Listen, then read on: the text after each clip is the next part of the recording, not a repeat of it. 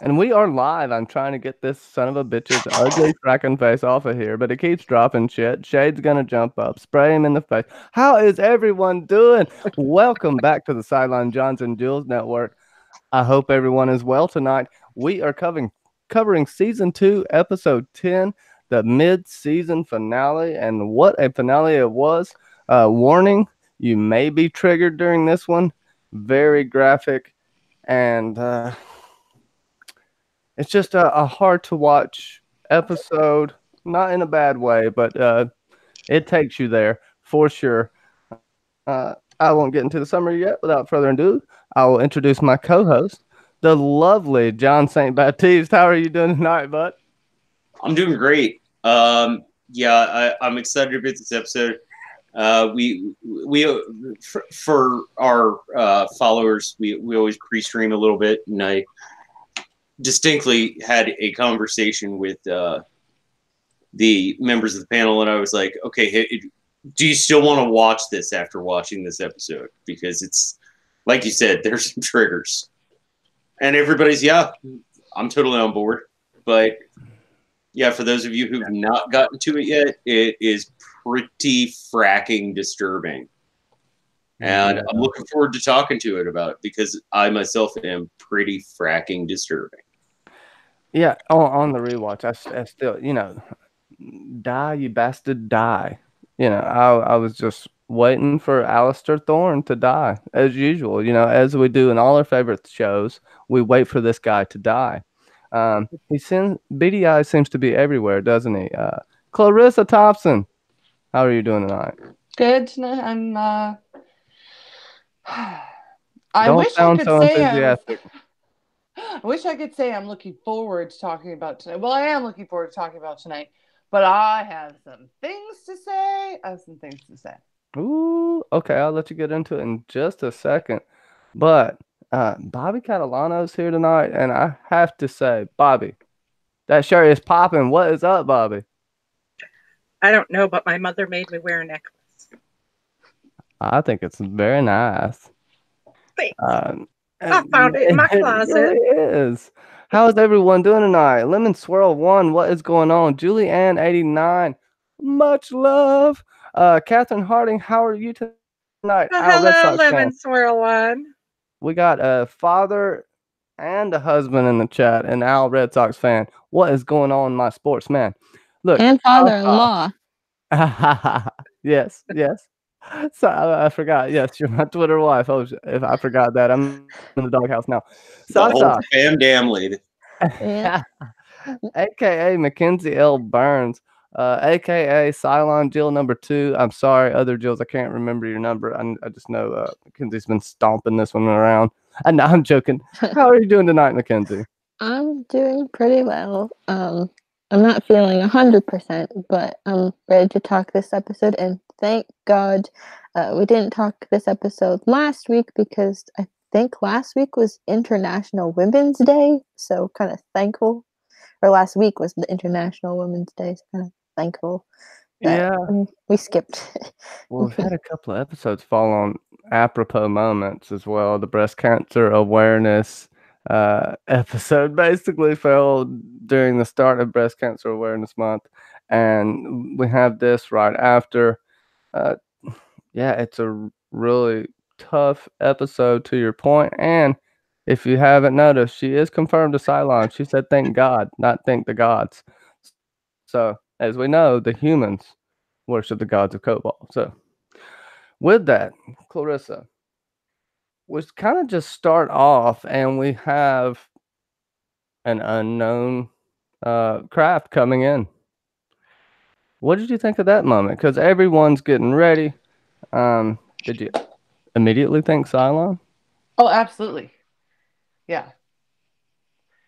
I mean, you would. We had no reason to think it would be anybody other than the Cylons. Not yet, anyway. But yeah, oh, totally. It's like, oh no. And then it was like, oh yay. No. So you get that call, and the confirmation code's correct, right? And does it almost seems too good to be true. And with the music, I know the first time I watched it, I was like, man, is this Adama's lover? Sorry, Johnny froze up. Yeah, it almost seems too good to be true. Like you have these people come in, or am I the one who's frozen? Because none of you are moving. It seems like What? you may be losing your connection. Are we all frozen? No, bro. We see one another moving. I think you're just like making me insecure so you can be No, the you top froze up five. automatically. Well, I don't move, so it's like really because it's my picture. But yeah, I can understand what you're saying. Go ahead. Go ahead with what? No, Clarissa, and Sasa, you can chime in on this. What did you think when you had this, the Pegasus fleet, thought destroyed, thought lost in the attack, right? What did you think when this happened? Well, I was trying to figure out why this episode was exactly called Pegasus. And then when they kind of were like, well, this is something. So I was like, either that's like a code name for somebody, like a new recruit. Either it's going to call himself Pegasus or it's a ship potentially coming back. Yeah, I just like I thought it's either a new person coming on the ship or it's just a new ship that they found or a ship that we're maybe going to, maybe. But yeah.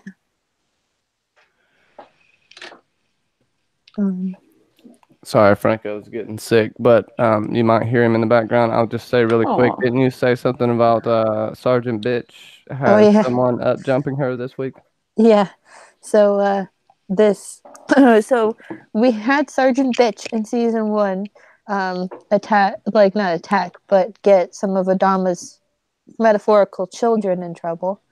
And now this episode she tries to separate all of Adama's children and wants to basically murder 2 of his other metaphorical children as well. Like yeah, it's she kind of outranks Sergeant Bitch, and I wish Amy was here to hear that like that. So now it's what is it? Admiral Bitch or Admiral Asshole or something like that. Something like that. Yeah. Yeah, she outranks Adama. No, like in terms of bitchiness with Sergeant Bitch. That part. There's Sergeant Bitch and there's Admiral Biatch. Admiral Biatch. You could say the Thunder C word.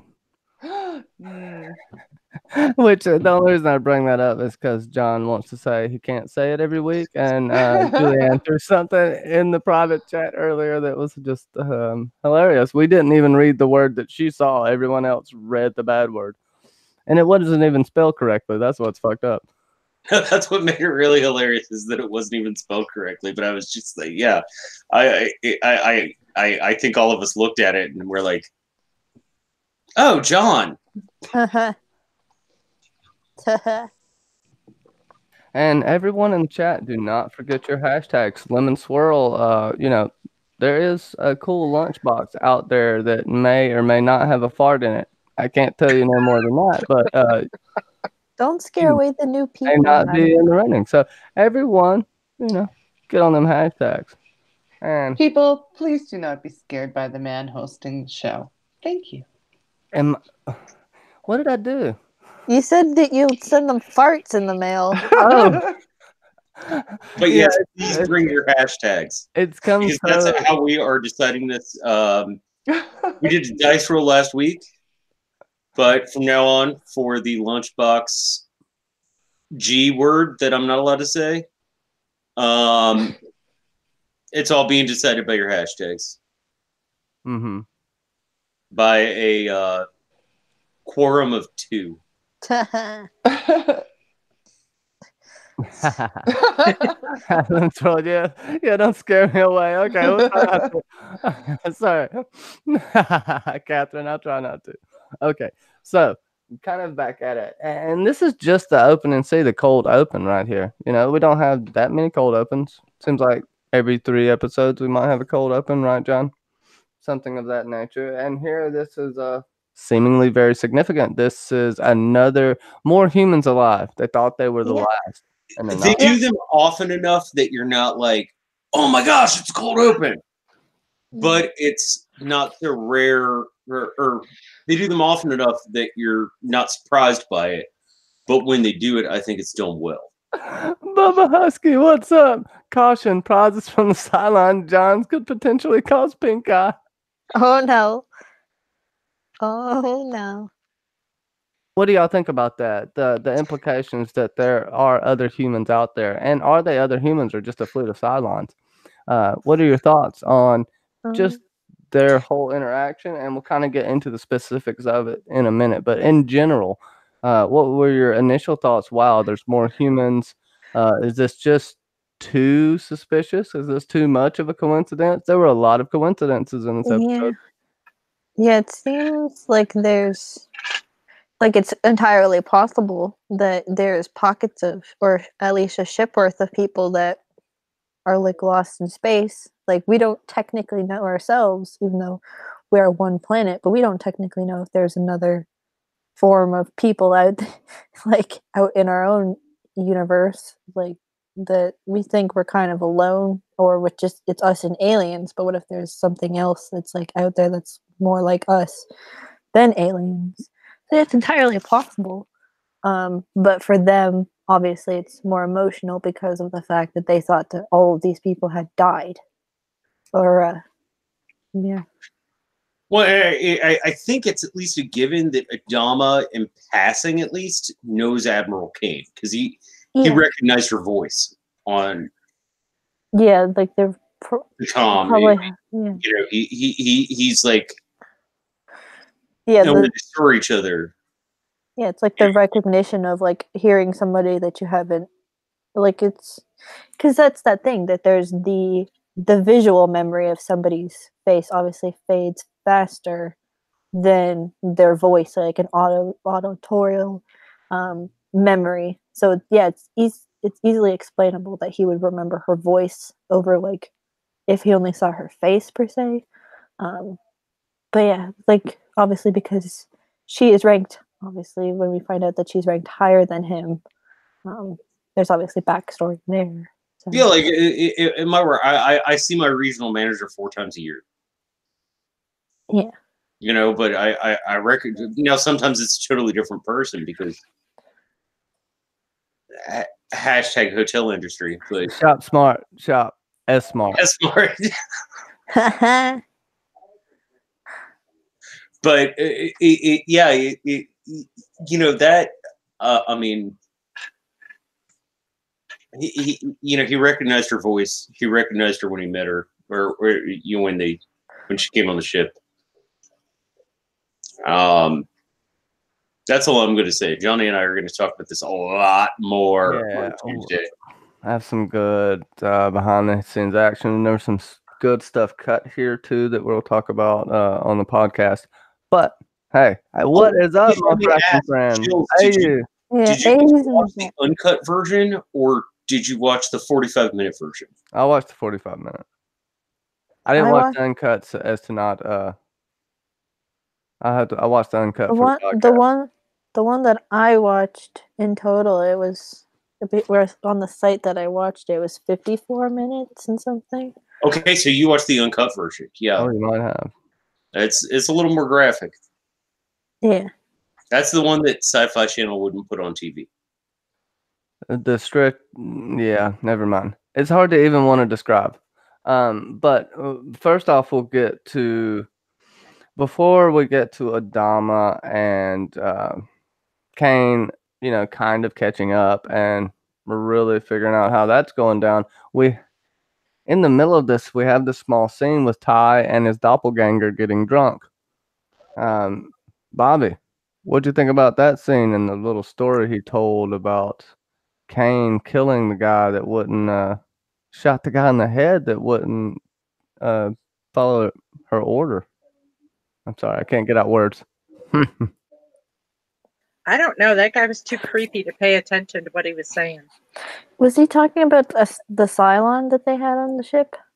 No, he was talking about Kane. And when the nuke happened attack, the nuke, not the nuke attack. They were gonna attack the Cylon, a base star, if I'm not mistaken, and something ended up happening. She gave the order, and the pilot refused. He was basically Ty, the lieutenant commander. Is that right, John? XO? Yeah. Colonel. Yeah, the sorry. executive officer. Because why I thought about that is I think that scene was alternating between Adama talking to Kane about how they have a Cylon on Galactica. I think that's why I thought about that. I think that's why I got confused. Oh yeah, we'll get into that for a second. But yeah, what are your thoughts on the part where she's basically executing people who aren't following her orders? I mean, I'm not entirely surprised. If she's anything like Sergeant Pitch, she'd kind of do what she wants, and because she kind of has supreme rule over everybody. She's a dictator.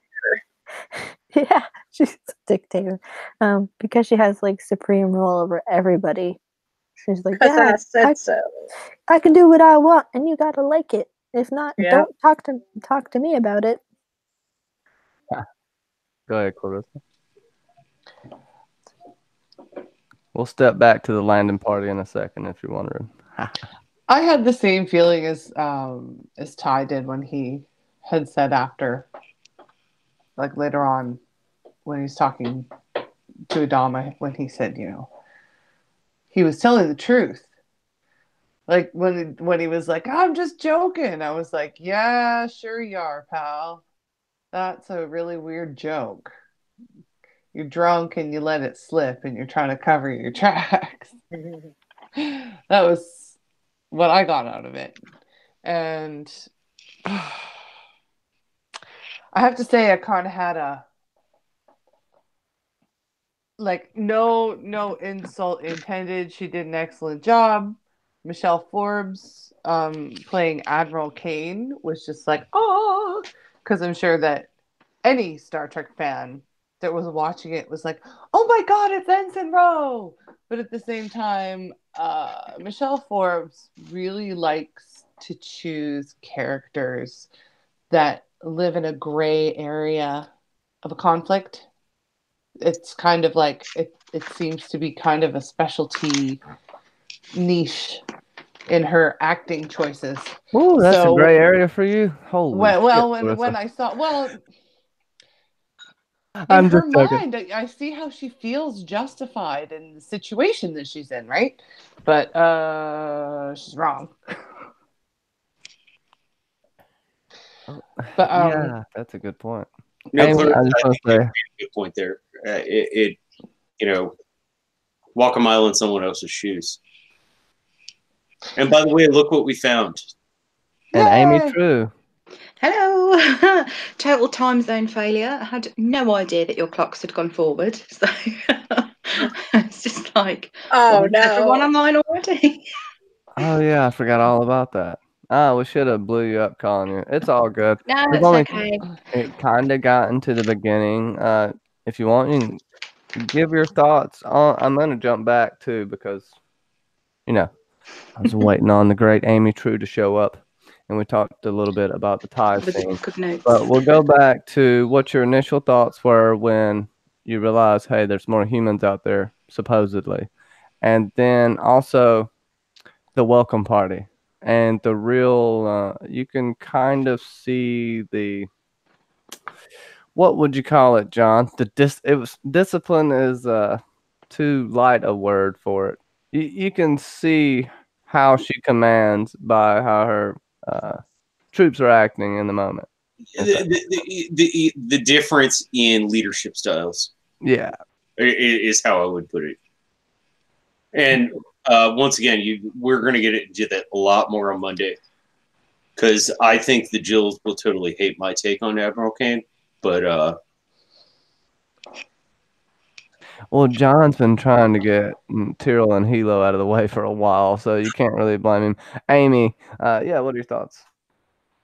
I was quite surprised when it looked like that there were the humans. I thought it might have been like the Cylons with some managing to sort of mimic one of the colonial signals, or if they sort of got hold of it from a downed ship or something somewhere. Obviously, it wasn't. The landing party, it was so tense. The way they were all looking at each other, they were just like, it's like quite hostile and very formal. And then it wasn't until Admiral Kane and Adama had kind of shaken hands and everything and greeted each other that people suddenly relaxed and celebrated. But it was very, very unusual. You've got this sort of like animosity between them almost. And obviously from how they interact with each other later on, they'd never met each other before. So the crew, it was only Adama and Kane that knew each other.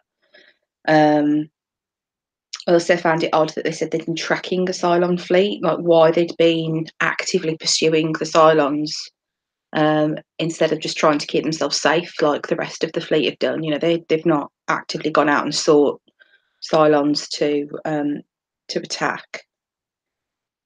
And I was really surprised that she outranks Adama as well. I think she got Bobby too. What? Oh, where's Bobby gone? Come back, Bobby. Oh no. Oh no, she's gone. I don't know. She's now holding Bobby captive. Adama's gonna go save Bobby. Better give her a fair trial. I'll save Bobby. Oh, she let you go. Commander bitch, as Julianne called her. Let you go.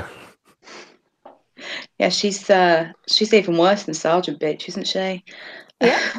I would say she's Admiral Biatch. Yeah. Yeah, I don't like her.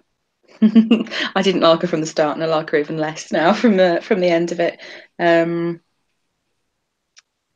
then sort of Tiny's drinking buddy. I think you were saying just as I came on that the story that he told about her executing the XO.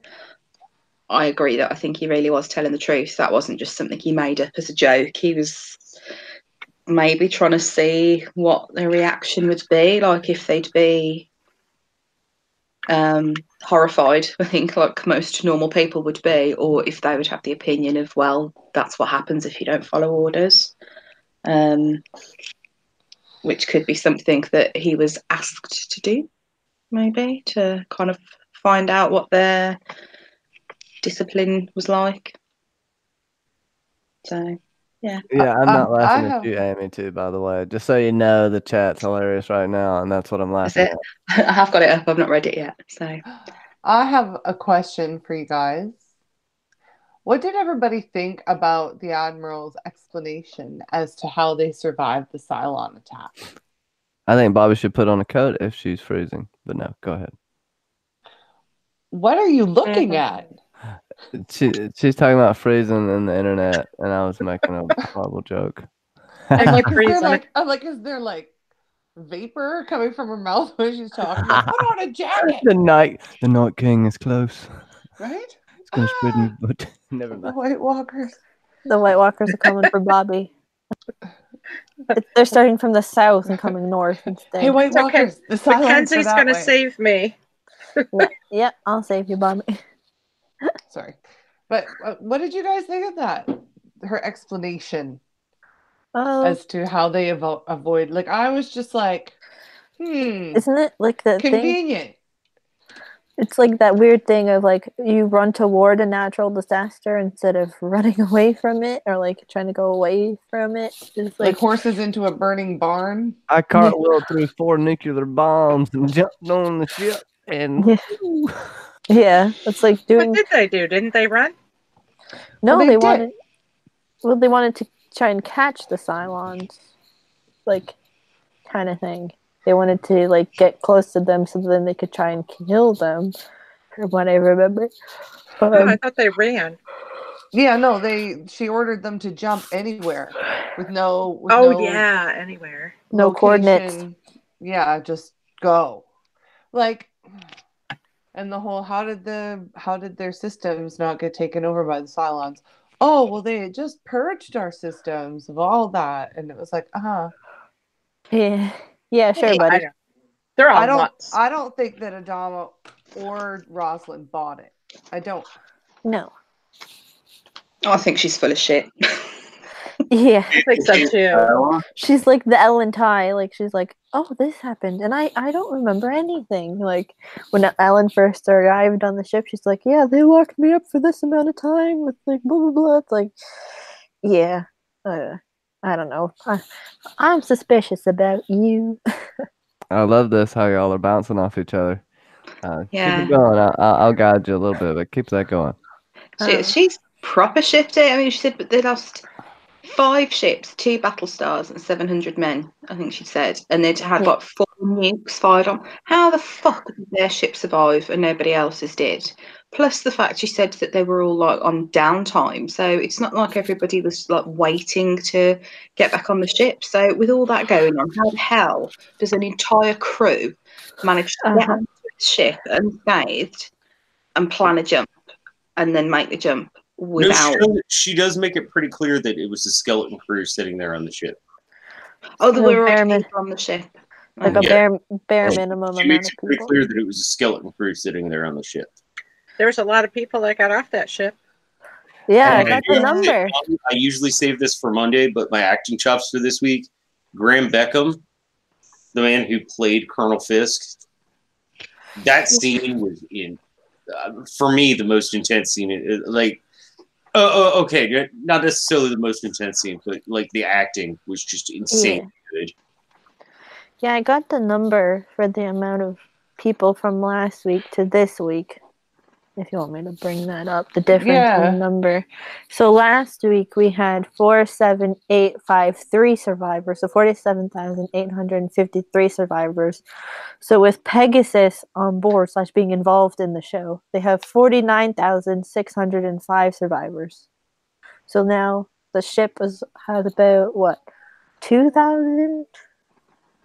For just about 2,000 survivors on there. Yeah, 2,000 plus in a Battlestar normal. I don't know that they ever go into it on the show, but I know a Battlestar's normal crew is about 6,000 people. Oh, okay. Yeah. So. And apparently Adama is just a horrible commander too. Yeah. I can touch on that. I also wanted to mention, which I thought was interesting, I had looked up Pegasus because, of course, Pegasus was a mythical winged divine stallion, which is known as a terrapus. Anyway, it does shit rainbows as well. You're leaving that out. Pegasus is the child of the Olympian god Poseidon and was foaled by Gorgon Medusa upon her death when the hero Perseus decapitated her. So I find it interesting that when the space station was destroyed, that somehow the Perseus escaped upon the Gorgon Medusa's death, right? So is Hilo Perseus in this situation? Is that what you're saying? You're calling Hilo a demigod? No. I'm saying the Cylons. I'm saying the Cylons could be representative of Gorgon Medusa, or pardon me, of Perseus decapitating the Gorgon Medusa. And the Pegasus was foaled from that, was birthed from that. I just thought it was an interesting parallel. And I'm wondering if for the writers it was intentional. Oh, of course. Of course. They love this stuff. Both of them tend to work together. Bobby, Clash of the Titans. Yeah. I love that movie. Me too. I like the old one. Is that The old one, yeah. I don't like the new one. I saw the old one in the theater. The new one's got Mads Mikkelsen in. It's like It's way Yeah. better. But the movie sucks. Yeah, but the eye candy's perfect. I didn't There's hate some good the eye new Clash of the Titans. I really hated the second one they did, though. It was funny. Like, my son, and he was only, like 16 or 17 at the time. Like, we sat there and we were like, we're watching a Dragon Ball Z episode. Like, brother, save you! Oh, Shut up, Wrath man. of the Gods or something. Yeah. Wrath of the Titans. Dragon Ball Z is awesome if you can binge watch it. If you have to sit there and watch 30-minute episodes, And so fast. Okay, I I'm used to watch that. It's the same thing. Yeah. Yeah. Commercials. And it If doesn't you cut you off in the watch middle of them going Super Saiyan. It doesn't do all that. They don't scream for a whole episode. They just screw you over on Cartoon Network and wherever else they play it. Like, yeah. That's fine. but no, it's like, yeah, the sequel to Clash of the Titans. Whether you liked the new movie or not, the sequel was just It was the douche of the Titans. Okay. We kind of get back into Adama's leadership skills, Yes. how awful they are. I'm Yeah. sorry. Oh, wait a Also- minute. I want to point out that Lemon What's Swirl up? loves Clash of the Titans also. Yeah. Woohoo! Even though I've never seen Clash She of the seems Titans. very familiar to me. Who which- are you, Lemon Swirl? Are you an what's your alien? address? Your social security? Just kidding. Lemon Swirl. Adama. No, thank you for coming out for real though and hanging out with us. We tend to have a good time out here. Yeah. With We're Adama. very nice people. Yeah, you got Funny, two, anyway. Yeah, you got 2 Canadians on the panel, and you got a lovely English lady, and 3 Americans. So. A Southern gentleman and a vampire. There's no describing me. And then I was kind of and an American lady who makes awesome stuff. Go check out Handmade by Bobby, please. Oh. I Yeah, think Bobby. more people know me as Al's Twitter wife. And now it's Nice. Twitter wife, my Twitter mom, It's Johnny's Twitter Yeah. mom, mother-in-law. Bobby helped me out here. Awesome stuff. I got wildfire that I shouldn't even have the light on it or be checking it around like that. But, I'm a renegade. What's that mug? Which one? What you That one? got there? That's my Dunder Mifflin. That's my No, yeah, that. Mississippi Mud Black and Tan cheap ass beer. It's just a cool bottle. That is a cool bottle. Can I have it? Yeah, actually, maybe. No, it was my dad's. I think it's just like one of those cheap beers. So I think Yeah, but they it's still cool. make them damn things. Hey. Yeah. I'll get you one, Bobby. Can you read Lemon Swirl's thing? Oh, I got another question for y'all too. From are you still in here, Catherine? Because we got an answer for you about Boomer. Okay. Do you think if your sister is a really good baker that she should make you cake often? Is that a trick question?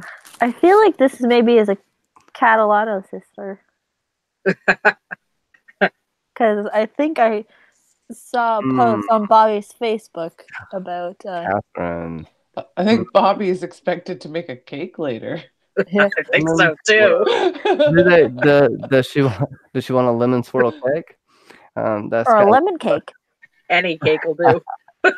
Oh, She loves cake. And I guess Bobby James makes it. Franco's okay, Al. Every once in a while he gets a little sick because he has a liver issue. I do got to go give him his medicine in just a second, but I will leave you with this. So Catherine's a little confused. Are there 2 boomers? Is it one boomer? Does she keep going back and forth? Can the Jills answer that with any certainty? Well, can we not necessarily spoil, but can we talk around it? Just kind of in general. This would be your. No, Catherine's watching this at a breakneck pace, so I think any answers are fine. Do each of you have something you'd like to say about this? We could our perspective when we were Yeah. watching it. Good. I'll just start on my left. Who's on Amy. your left? Oh, Amy. What do you think, Boomer, Sharon? Same person, different person?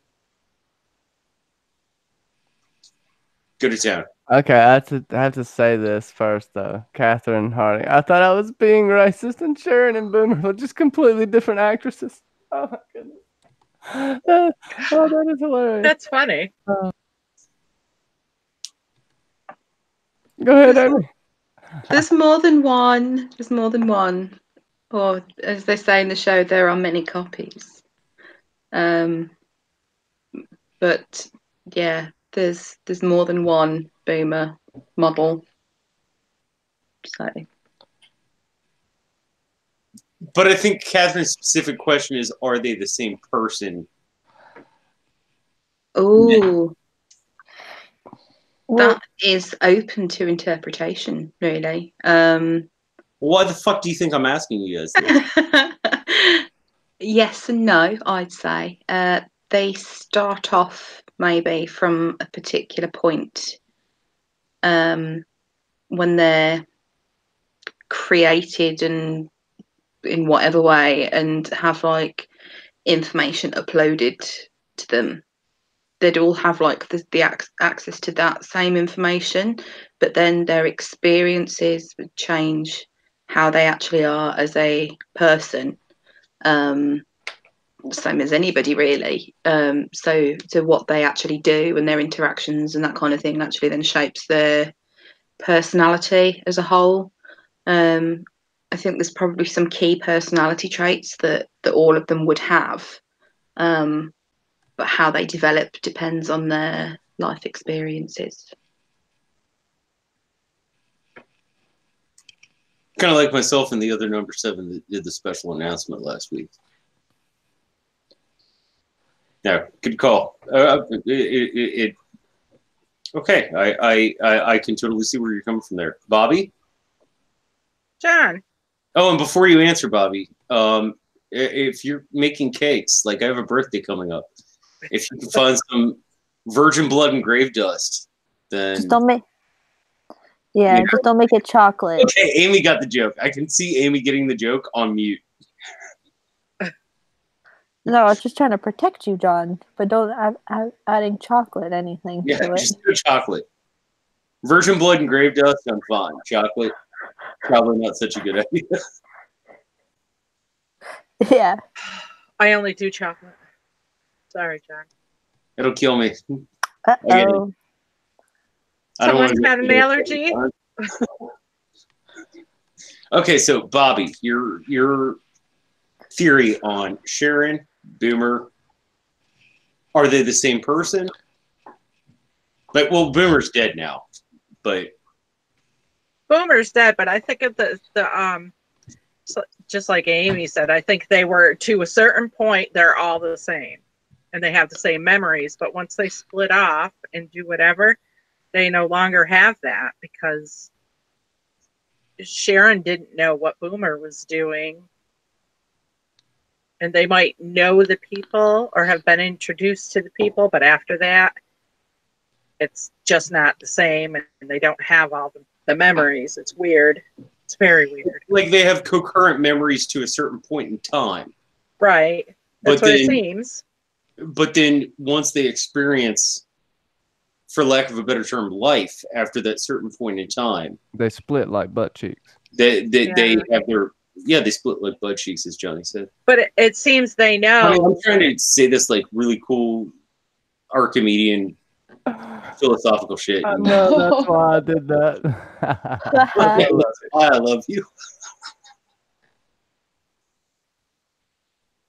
Hashtag Cylon bromance. My spine's going right now, bro. I'm off camera. The nanolones are strong with these two. But no, Bobby, please finish up what you're saying. I'm sorry. Was I saying something? Yeah, you've been brilliant, Bobby. Yeah, you were talking about your view on Sharon Boomer. Are they the same person? It's funny. Catherine thinks Boomer's dead. Maybe. Dun That- dun dun. That's some fun stuff right there. Oh, you're in for a mind frack. Well, obviously her By mind next is week, she'll somewhere be. else. Mind frack, baby, mind frack. Yeah. This show's stupid. I don't get it. Yeah. Catherine, we're throwing you in the largest rabbit hole that has ever been created. Every time you think you got something, they say, I can't ha, say ha, anything. ha. Or Nope. I can't say anything.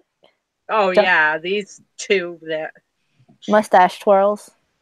Johns harass, annoy. The one thing I have to say is all of this has happened before, and it will all happen again. That's right. I think it's a big old simulation of how can we get it to work. Hey, Mhm. Bobby. Lemon Swirl has an important question. Is she your YouTube wife too, or just Twitter talking to Al? Huh? Dun dun dun. Is Al your YouTube wife as well? I mean, your YouTube husband? Sorry. Sorry, Al, for Twitter. calling you a wife. No, but Twitter. Lemon Swirl wants to know if it's both. I No, think it's I Twitter. think she's trying to move in on Al. If you've upgraded. Unless you- Lemon swirl. You trying to get my Al? or Bobby, has your relationship leveled up to Twitter and YouTube? Lemon Swirl, we like new people here, but you don't mess with my Bobby and Al. Lady Dreamfire, sorry. Terry T, welcome What? to the chat, my friends. But did, Yeah. somebody said to me the other day, you are hereby known as Al's Mrs. Al. That's what I am, Mrs. Mrs. Al. Yeah, Not Mrs. Red Sox fan, just Mrs. Al. Mrs. Al. Crack me up. No, because you keep your maiden name. Or I think at the most you'd hyphenate it. So, This is Bobby Al. Al Bobby. Al Bobby. Triple B. Bobby Catalano hyphen Red Sox. Al. Yeah. B Caddy. That's your name. B Caddy. Mrs. B. Caddy.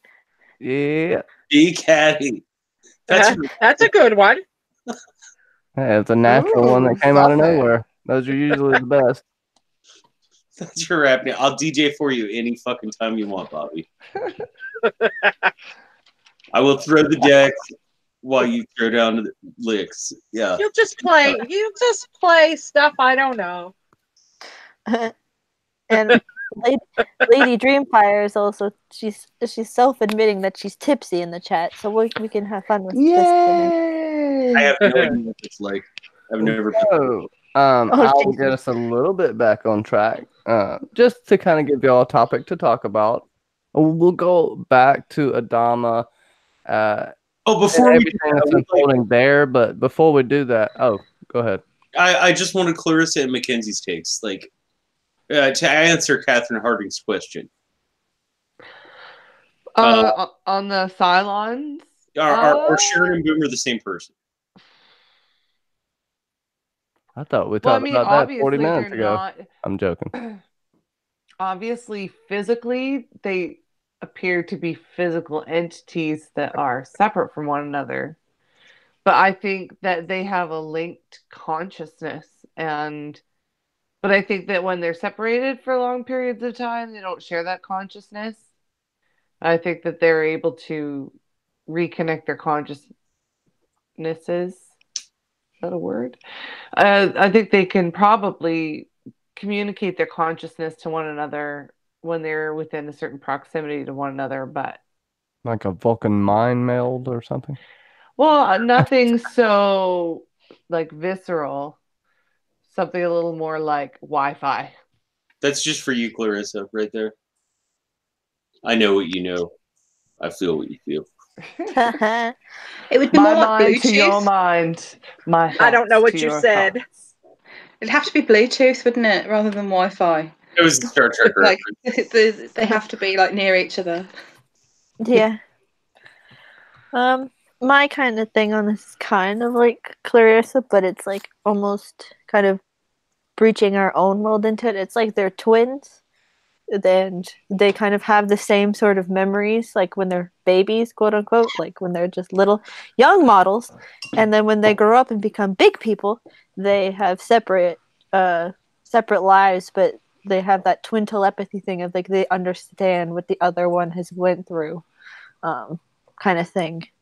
And if not, one version dies, they understand, like they feel everything that person kind of went through, but that's more sci-fi.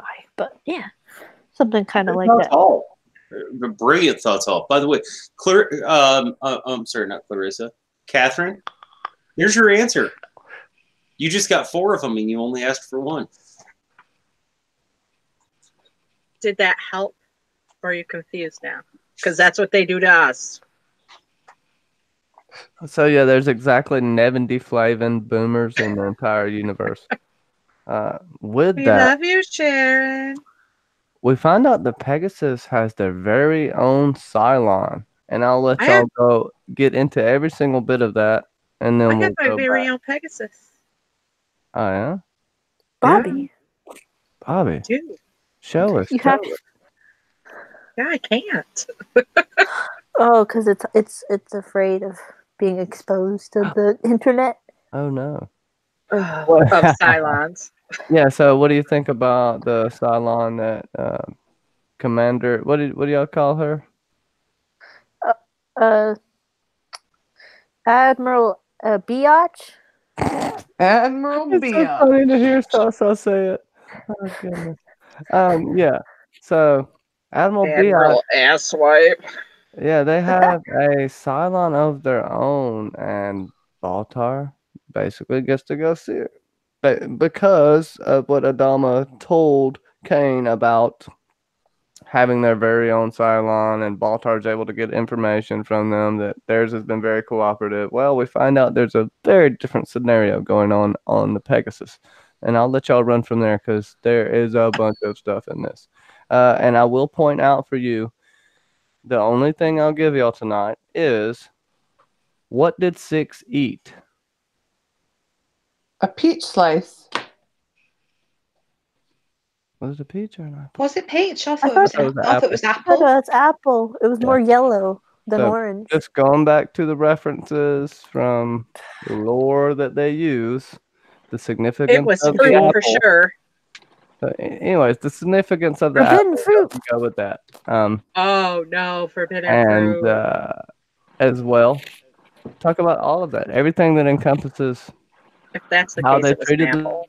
Cylon and what the hell's going on with Baltar. So, because I know Sasa Mackenzie said that she thinks, oh, well, definitely Six is just in Baltar's mind. Like it's just basically, he's crazy. Well, if you want me to expand on that Mm-hmm. further, I can. So, because this is after they have that first initial meeting with the reveal of who the Cylon is, and it happens to be Six, or known as at another time as Shelley Godfrey, and Six is like, why would somebody do something like that? And Baltar is trying to like analyze what's going on, and then in the other scene where he's alone with the Six model that's been bruised and beaten, and we can Boy, she was a assume, wreck. yeah, and can be assumed that she has been raped a few times, bare minimum.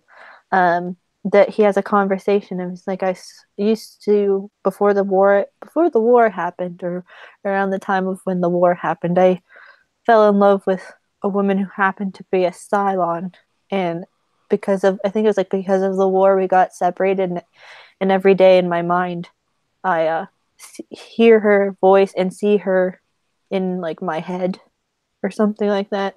He So says that he has never been able to forget her. yeah, there you go. That's what it is. It's probably like the fact that he knew her before, and then potentially maybe his mind was wiped, and then just seeing the beaten, like his mind maybe was wiped of her. So then just to have like that, the physical presence of somebody there, and just the mental presence. is something that So terrifies him. he was making up in a the sense. complex emotions that Six was exhibiting. I'm not saying you're wrong or right because I can't, but I'm just throwing some more stuff in there. The complex emotions, him actually sending Six away to spare her of this pain, seemingly. I still don't know. I don't think he even knows still. Yeah. There's too many coincidences. I do believe he thinks there's definitely divine intervention at play. But how much he thinks he's crazy, what that's for y'all to speculate. But very good thoughts. But I can't tell you you're right or not. You can't say anything, as Bobby would say. Ha! John, okay, he's gonna rub a hole in his mustache. But yeah, it's something like that. But I can talk more about it when we get to the other scene with him in it. But go ahead, everybody. By the way, yeah, lemon swirl. Puns galore. Make them into a hashtag, and you never know. Hashtag tootin' and pin. Oh dear. Yes, please, all the puns. And I mean, Johnny, I'm the only person who's going to rub a hole into my mustache. I know. I can't grow a mustache. I think I'll hopefully hit puberty next year. Amy, what are your thoughts? And hopefully you know where we are, or I can catch you up. I know it's been chaotic in here. But you have your notes, so you're good to go. I have my essay. 500-page dissertation on the episode. I am going to need to buy new pads soon because I've used a lot of paper. Although I'm very wasteful and only write on one side, which irritates the shit out of Ben and makes me laugh. Of course it does. Well, if I'm reading like this, I might give something Why away. do you think Ben and I get along so well? Because we both know you're a paper waster. I've got some Ben notes that I've not actually read yet as well because he watched the episode and had a bit of input, so I might read those at the end.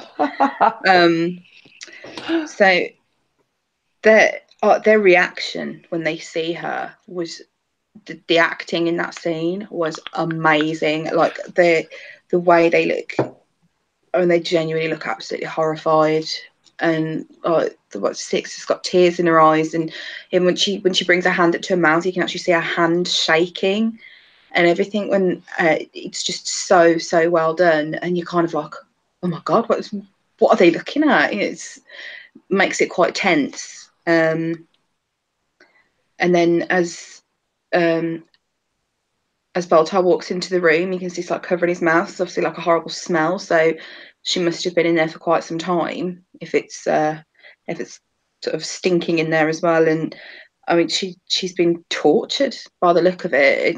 She's covered in wounds, and the way she's sort of chained around her neck, it's like how you'd treat an animal, and that seems like how she's been treated like a dangerous animal, which is similar to something I mentioned about how they were treating Sharon last week, the way they were sort of walking her on that big pole thing with the collar. But and just before he goes in, they said, "Don't get too close. It killed 7 of my crew." But obviously, there's no clarification on sort of how that happened. Sonya Blade style.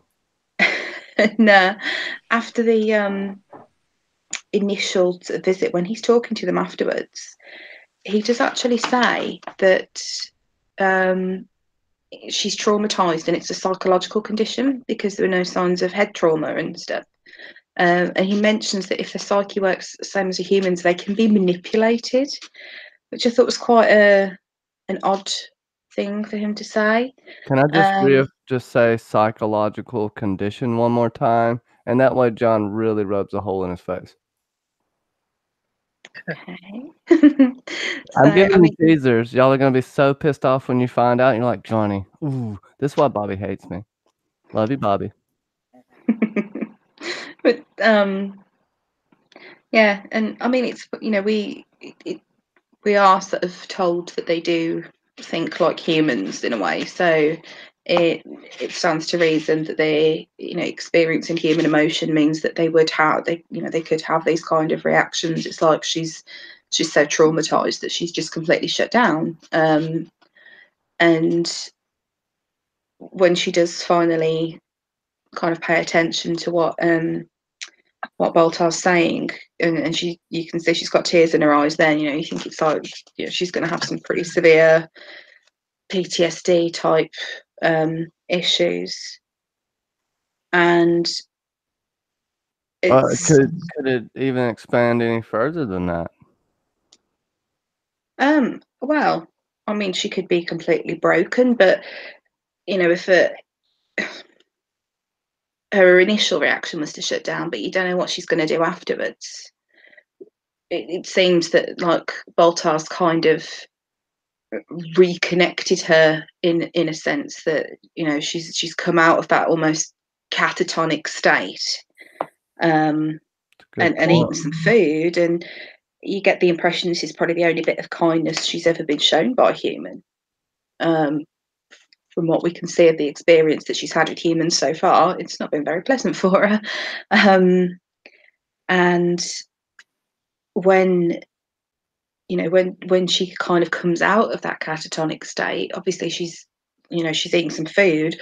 We don't know what she's going to do then. Is she going to just flip? And we know how strong they are.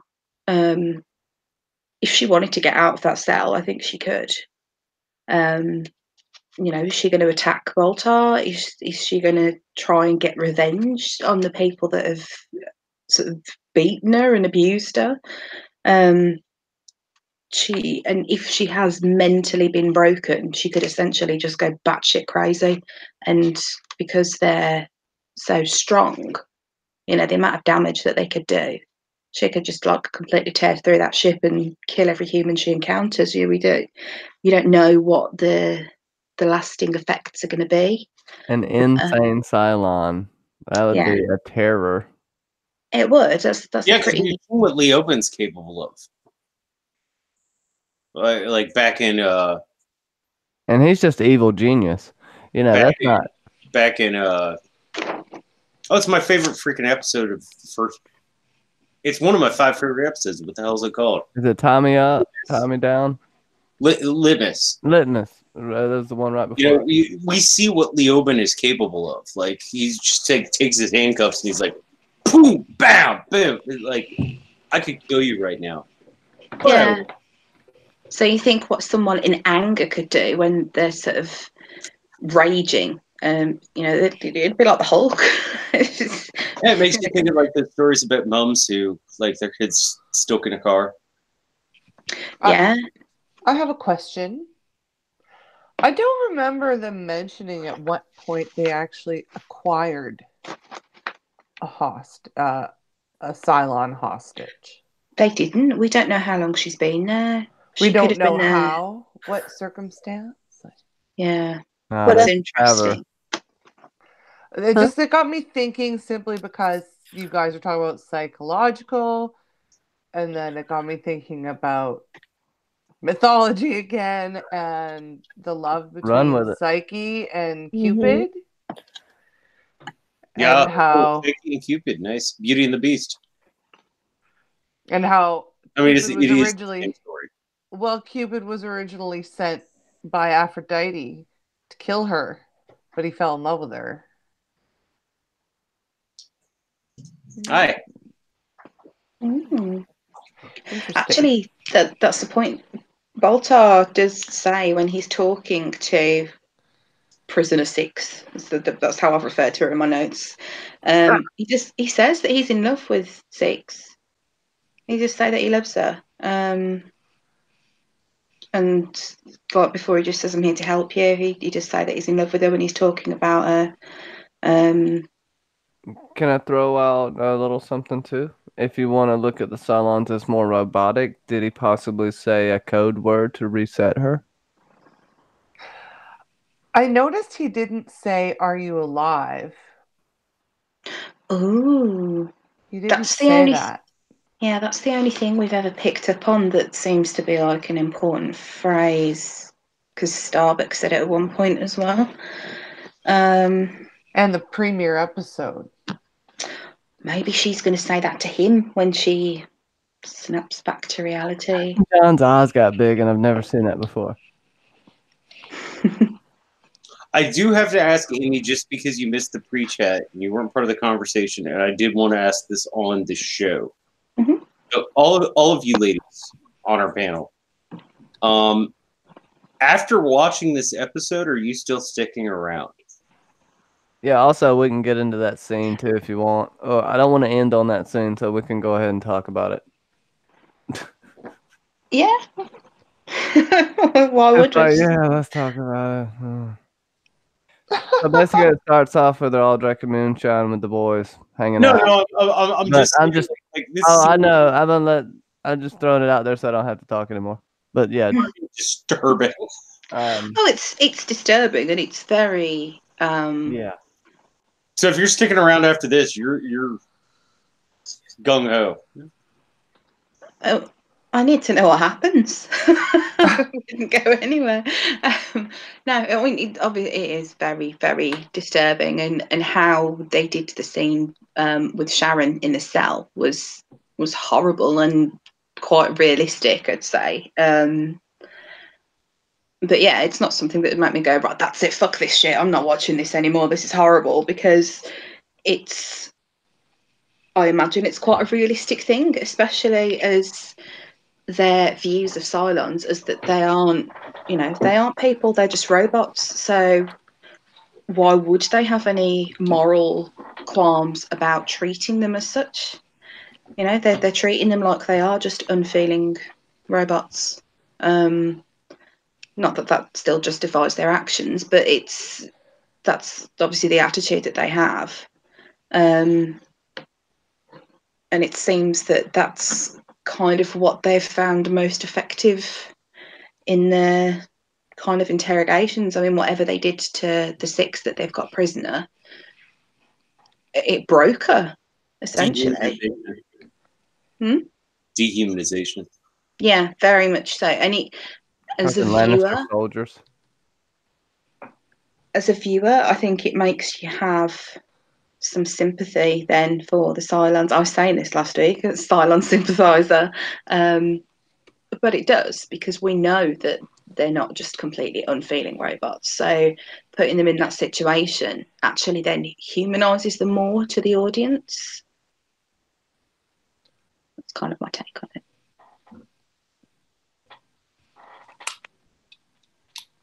Take care, Lemon Swirl. Thanks for coming out. What's up, Rizzo? We'll say hi for you tomorrow, man. I'll see you, Bobby. Does anyone else have any thoughts on the scene? We can touch on this as little or as much as y'all would like, because I know it can get uncomfortable. Yeah, exactly. And I don't want to make anybody uncomfortable, but I think it was. It's not tantamount. It was probably a difficult scene for them to film. Absolutely.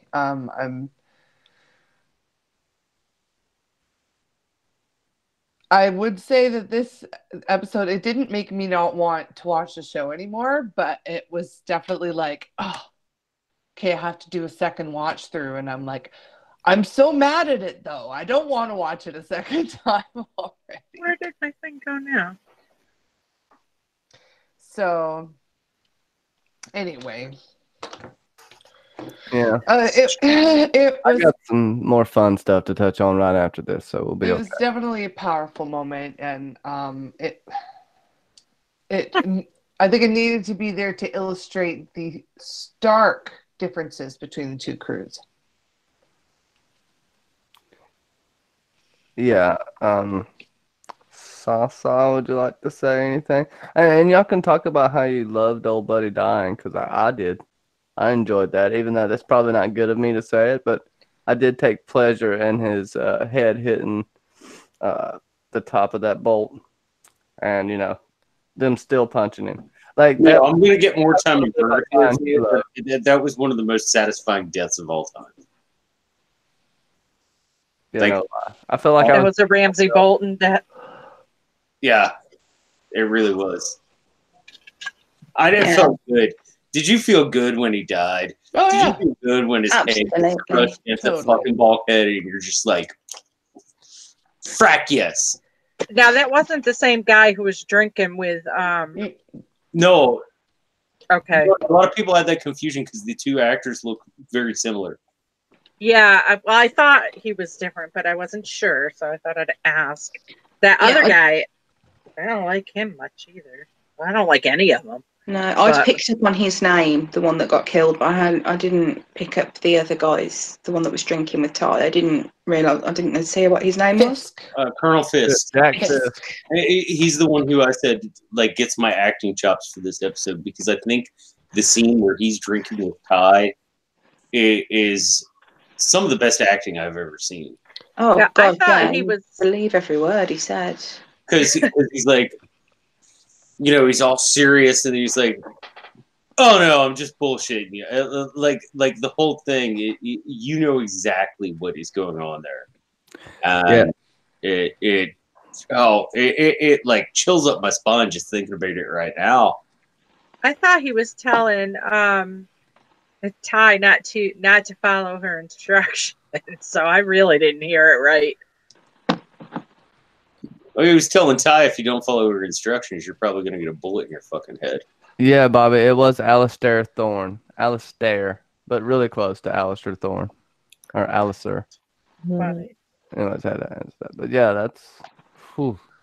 Yeah, Sasa, do you have any thoughts on that? And y'all, get into a little bit of Tyrell and Hilo and them actually coming together and being forced to work together in this situation. And you can talk about the little bit of the locker room talk about what was going on with Six. You kind of get a little bit of confirmation of your thoughts of what they have done to Six. This is what gives them the thought of, because they get suspicious at this moment. And then they start to talk about what's about to happen to Sharon. I'm sorry, because I kind of dropped out for that whole thing, because it said, first of all, that because it was, you guys were all breaking up on me, and then it said session timed out because of something else. So I didn't really hear exactly what you were all saying. It's okay. I just set you up there. But yeah, it's well, obviously because I watched the uncut version somehow. So it's a difficult scene to kind of watch. They should have. I know this is like a 2019 perspective, but they could have potentially, like, if the show had come out today, they might have put a trigger warning in it, because of how sensitive the material is. But yeah, it's a difficult thing to watch. But the fact that they kind of the fact that Tyrell and what's his name? Can't remember. Hilo. Hilo like kind of pick up immediately on what is happening. Hilo. How could you forget that? Hunka Hilo. Sorry, the medicine's making me Can I go. say, even in the evolutionary bottleneck, chivalry isn't dead. And the fact that they immediately figured something was going to happen with Sharon, and then they just, both of them, it's not like, you go, no, you go, no, you go, no, you go, like in the last episode where they were like literally fighting over her. They just both decide that it's like, let's go, and basically it's like whoever gets to the room fastest, just like start punching and kicking pretty much.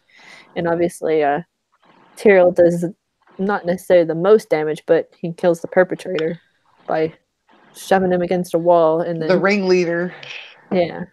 So, but yeah, it's like a good thing because it's like, oh no, like we can't have Sharon actually lose the baby that was promised by Six, almost, or like the baby that was promised, like as a quote.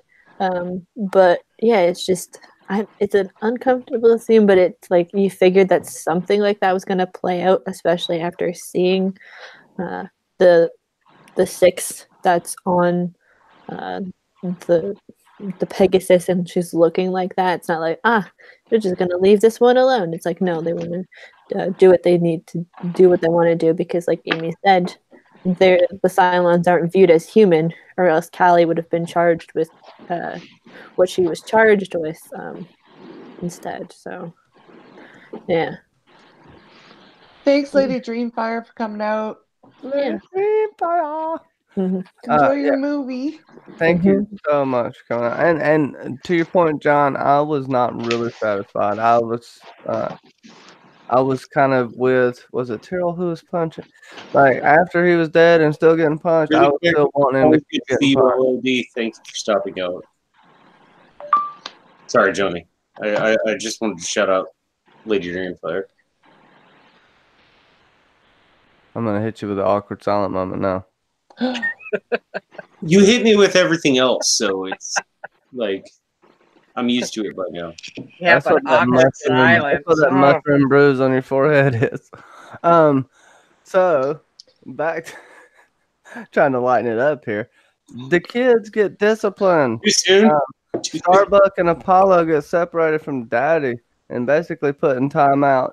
And yes, I'm kind of ending the other scene. If y'all have some more you want to talk about it, you can. No, we're good. But Yeah, let's we- go into Yeah, the 'cause we kids can. basically getting separated. Well, we're talking about the end scene as the last scene, right? Because it's kind of all intertwined a little Oh bit. yeah. Well, yeah, we'll go to the cliffhanger at the end. We'll stop there. Okay. But we'll go back to basically Dama's getting told everything he's gonna do, having to relinquish control, and then Starbuck and Apollo get separated from the Galactica. Thoughts, speculation, and anything from there. I know it's really funny. And how about Kara getting detention on her first day of class? Go ahead, Bobby. I If thought that you was didn't think hilarious. that was going to happen, you have not been paying attention. Yeah, you definitely knew that was going to happen, but did you see her surprise? What do you mean? That was hilarious. Yeah, but I think the lady doth protest too much. I mean, I think that she did it because she's testing her limits. Yes, but that leaves her good for a rescue. Well, was the plan a good plan or not? I think she had a point about the Cylons would see them coming every step of the way, trying to hide behind the moon, that the Cylons wouldn't even come near the moon because it would be a blind spot for them. Well, she's pretty smart when it comes to that stuff. So Also, I'm defending Starbuck, and John is surprised. I live outside the fucking box. yep. Well, she's good. I mean, she's good at her job. She has her issues, but makes her who she is. She's good at it. Is she ever wrong? I don't know. I don't think so. I don't think it's a coincidence that they found one another. I don't think it's a coincidence that they have a Cylon on board. And I don't think that it's a coincidence that the Pegasus survived the attack of the Cylons. Probably not. What if you have the best of humanity in one end and the worst of humanity in another? And could it be some type of experiment, maybe? You know, a little bit of petri dish action. Well, they got a prison ship not too far away, so I don't think they're necessarily. I think if you're talking about military personnel, No, I mean, then as there far could as be one ship or custom another. goes, as how they dictate themselves in daily life, you can basically look at Pegasus as a Sodom and Gomorrah type setting, in a sense. They rape their guests, basically. They take Yeah, uh, they're not good. take what's theirs. It's full of debauchery, but hidden behind what would you call? Hidden behind law. They're using the laws to a horrible advantage here. I said she's a dictator. And I'm not saying this is the commander's fault. I don't know that she knows everything goes on here, but we'll find more out about that later. I I'm don't just think saying in she. general the culture seems very, very dark. I think she knows, and I think she doesn't care. I think she'd just let them carry on with it. I imagine from her attitude, Yeah, she's not very nice. she doesn't really give a shit from what I can see. And I think part of the reason that the crew behave like they do is because their opinion is coloured by what their superior officers' sort of rules and opinions are as well.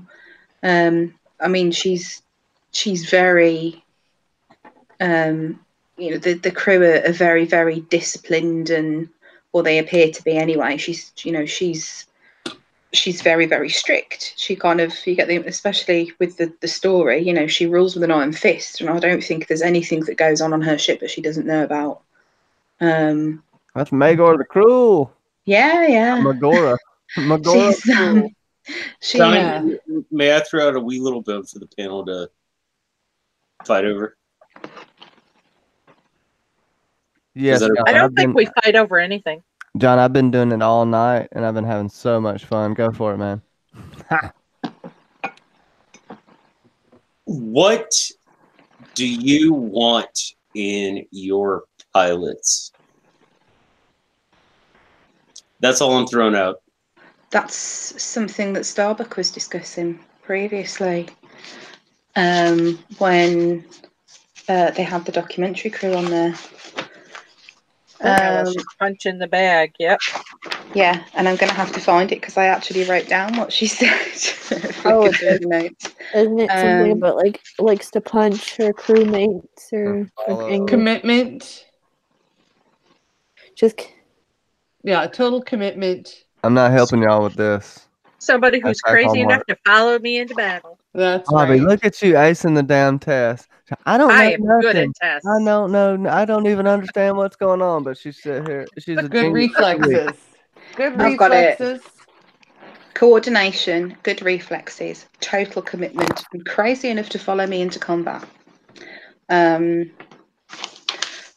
Total commitment, I imagine, could be interpreted in different ways. For how Starbuck says it, I think she means like commitment to their training and their expectations and their role. Whereas if it was Kane saying it, she would mean commitment as in total obedience. Yes. I don't think she would tolerate anything that could be classed as insubordination. As we've seen, like she has a pretty we assume that he's telling the truth about what she did to her XO. And Starbucks by her nature is insubordination. Head spikes. We know. Yeah, if she has that kind, if somebody questioning an order gets shot in the head, you know, the Starbuck level of insubordination, you can't even imagine what she'd want to do to her, which might have some repercussions. So, yeah, but I did like that Starbuck challenged the guy. It's in her nature, and she's right. You know, she might be a bit mouthy about it, but she is an extremely good pilot, and I think that's why, part of the reason why Kane poached her, essentially. I mean, she said that she wanted to integrate the crew. Now, that means to me that they would be kind of intermingling them and swapping them over, yet she only says she wants those people. Just those. I'm taking your best pilots. I'm your best pilots, and I'm going to kill you all. And it seems that Apollo's almost been demoted as well, because he's the Cargon, or he was the Cargon. Raptor pilot now. Ha! Yeah, you know, he's been completely demoted, and it's just like, well, yeah, you're not that anymore. Now you're just another pilot, and not a Viper pilot either. Which is like, what a waste, you know. He's been declawed. To Kane's defense, he did pull a gun on an XO. So did she? A commanding officer at the I know, and she pulled the trigger. Adama even got reprimanded for a few things he did as well. So she's holding him accountable for his actions that were written down in the logs. I'll give her that, but that's about it. Me and John are getting into it more, but I wanted to throw that at you because she has some point here. She has a little bit of a point. She kind of does, but what stuff have they done? It would be interesting to see their logs. I mean, you know, they've made difficult decisions, but whenever they've made them, it's their heart's been in the right place, almost. Whereas I can imagine the context, right? Yeah, the context is important. I can imagine anything like that the Pegasus people may have come across. If the log gets seen, what do you think they're going to say? I don't think they'd even try and justify it. I think they'd be completely self-serving. They'd be kind of looking out for themselves and nobody else. They don't care like how their actions would affect anybody else because they would feel like, you know, they're more important than the civilian. They've got to keep the population. war going on. Somebody has to attack the Cylons. Like, Yeah. okay. So it's, you know, that's what's important to them rather than doing the right thing. It's like doing the military thing. And like, it's not mentioned, but, you know, could they not have saved some civilian people or something where they were or anything like that? And doesn't seem that they have. They don't appear to have any sort of civilians on board at all. Well, Well, Kane yeah, because says that no personal at all, basically. Laird wasn't originally on. He was on a ship that had civilians that the Pegasus encountered, and took him on because he wasn't military. He was an aeronautical designer. And Didn't he say that was in the Cylon War, though? no, he said that what ship did he say he was on? He was on a ship, and One Callie was on, I think. I'm just trolling Bobby. Cammy, sorry. You mean Cammy? I was like, You leave my how Cammy bad. alone. Yeah. But Cammy no, and her he Popeye. mentions that he was on another ship and that they were rescued by the Pegasus and that he hadn't been military, but you know, and then he never elaborates either as to why he had to become the chief engineer. Like, and the look on his face is like, I think that I got Laird the is going to impression be he was talking about that as in the previous Cylon War he got kind of conscripted because they've not mentioned that there were any other ships with the Pegasus, like any civilian ships. But the Now previous I'm Cylon confused. War was like, what, 30 Al years wins the before? start in the box. He would have been like Sorry. 12. Oh, I don't know. I think we need some clarification from the experts. I think so. He would have been a wee little beard. No. Yeah. What he said is that he was on a civilian ship. He was an aeronautical engineer, and he was conscripted into the military. By the Admiral. Yeah. So that must mean that there's at least one civilian ship still out there then Where there that we've was. not encountered. Where there Oh. was. Yeah, because Yes. Oh my gosh. So, like Bobby said, Al. Hashtag Al wins the part in the box. I have to say that's a very strong candidate, Al. And Julianne says you can have a special unboxing episode, Al. That would be hilarious. it'll go viral. You can put a fart machine in there. Oh, that would be funny. They do that with people that steal packages. They have this horrible. Have you seen the videos? Oh my god, it's hilarious. We just made Julianne. Or there's those glitter bombs that you can send people. Yeah. Yeah, oh, those yeah, are- I've seen one. Those are with the really nasty smells for people that steal like Amazon boxes or whatever. Oh my god, so I've funny. seen a set of. Now you gotta Get remember, the ink bomb from so them glitter bomb's banks. really not gonna bother me that much. I have a question. Clarissa got it. I missed what you said. I I thought never Maria get what freaked. John says. So what? you know that a glitter bomb's really not gonna bother me that much. I have a question. It's important. Go, Bobby. Shut the hell It's up. for Go on. Amy. No, I'm just kidding. Yeah, shut John. No, I'm just kidding. I never say shut up. I did last week. It was funny. Oh, I You did. have a question for Amy, who's drinking out of a wine glass. I'm drinking wine. Oh, I don't care what's in it, but I want to know if there's anything on it. On it, there was until it went through my dishwasher. It used to have Oh. cobwebs on. It was actually a Halloween one from a couple of years ago. And No, I I destroyed meant it. on the bottom. Looking No. all pretty. No, I don't have any wine glass charms, but that's because I'm the only person in my house that drinks wine, so no one's It going to doesn't confuse. matter. They're still pretty. No. John, aren't They're you still only pretty. supposed to wash wine glasses in a barrel with your feet? That's what you do with the grapes, Johnny. But I do happen to have some that's wine too charms that funny. were made by the amazing Bobby Catalano that Yeah. happen to say, so say we all. I think Awesome. everyone needs wine charms. Whether I think I need to drink out of a wine glass just so I can use them. Well, You can- drink I think I anything need out of to wine drink glass. out of a wine glass so I don't punch people. Yeah. You can also hang them on the bottom of coffee mugs. Yeah. Oh, you could Coffee is not going to make me not punch people. Wine you does. could like put them through your cup handle. Yeah. Yeah, so you get Anywhere. mug charms too. By There you Or go. you There's could any try to product wear them line as for- earrings. Yeah, but That was so cute. coffee But- does not make me not want to punch people. Wine does. I'll or just it slows you enjoy. down anyway. from It's funny you punching said that people. about earrings, though.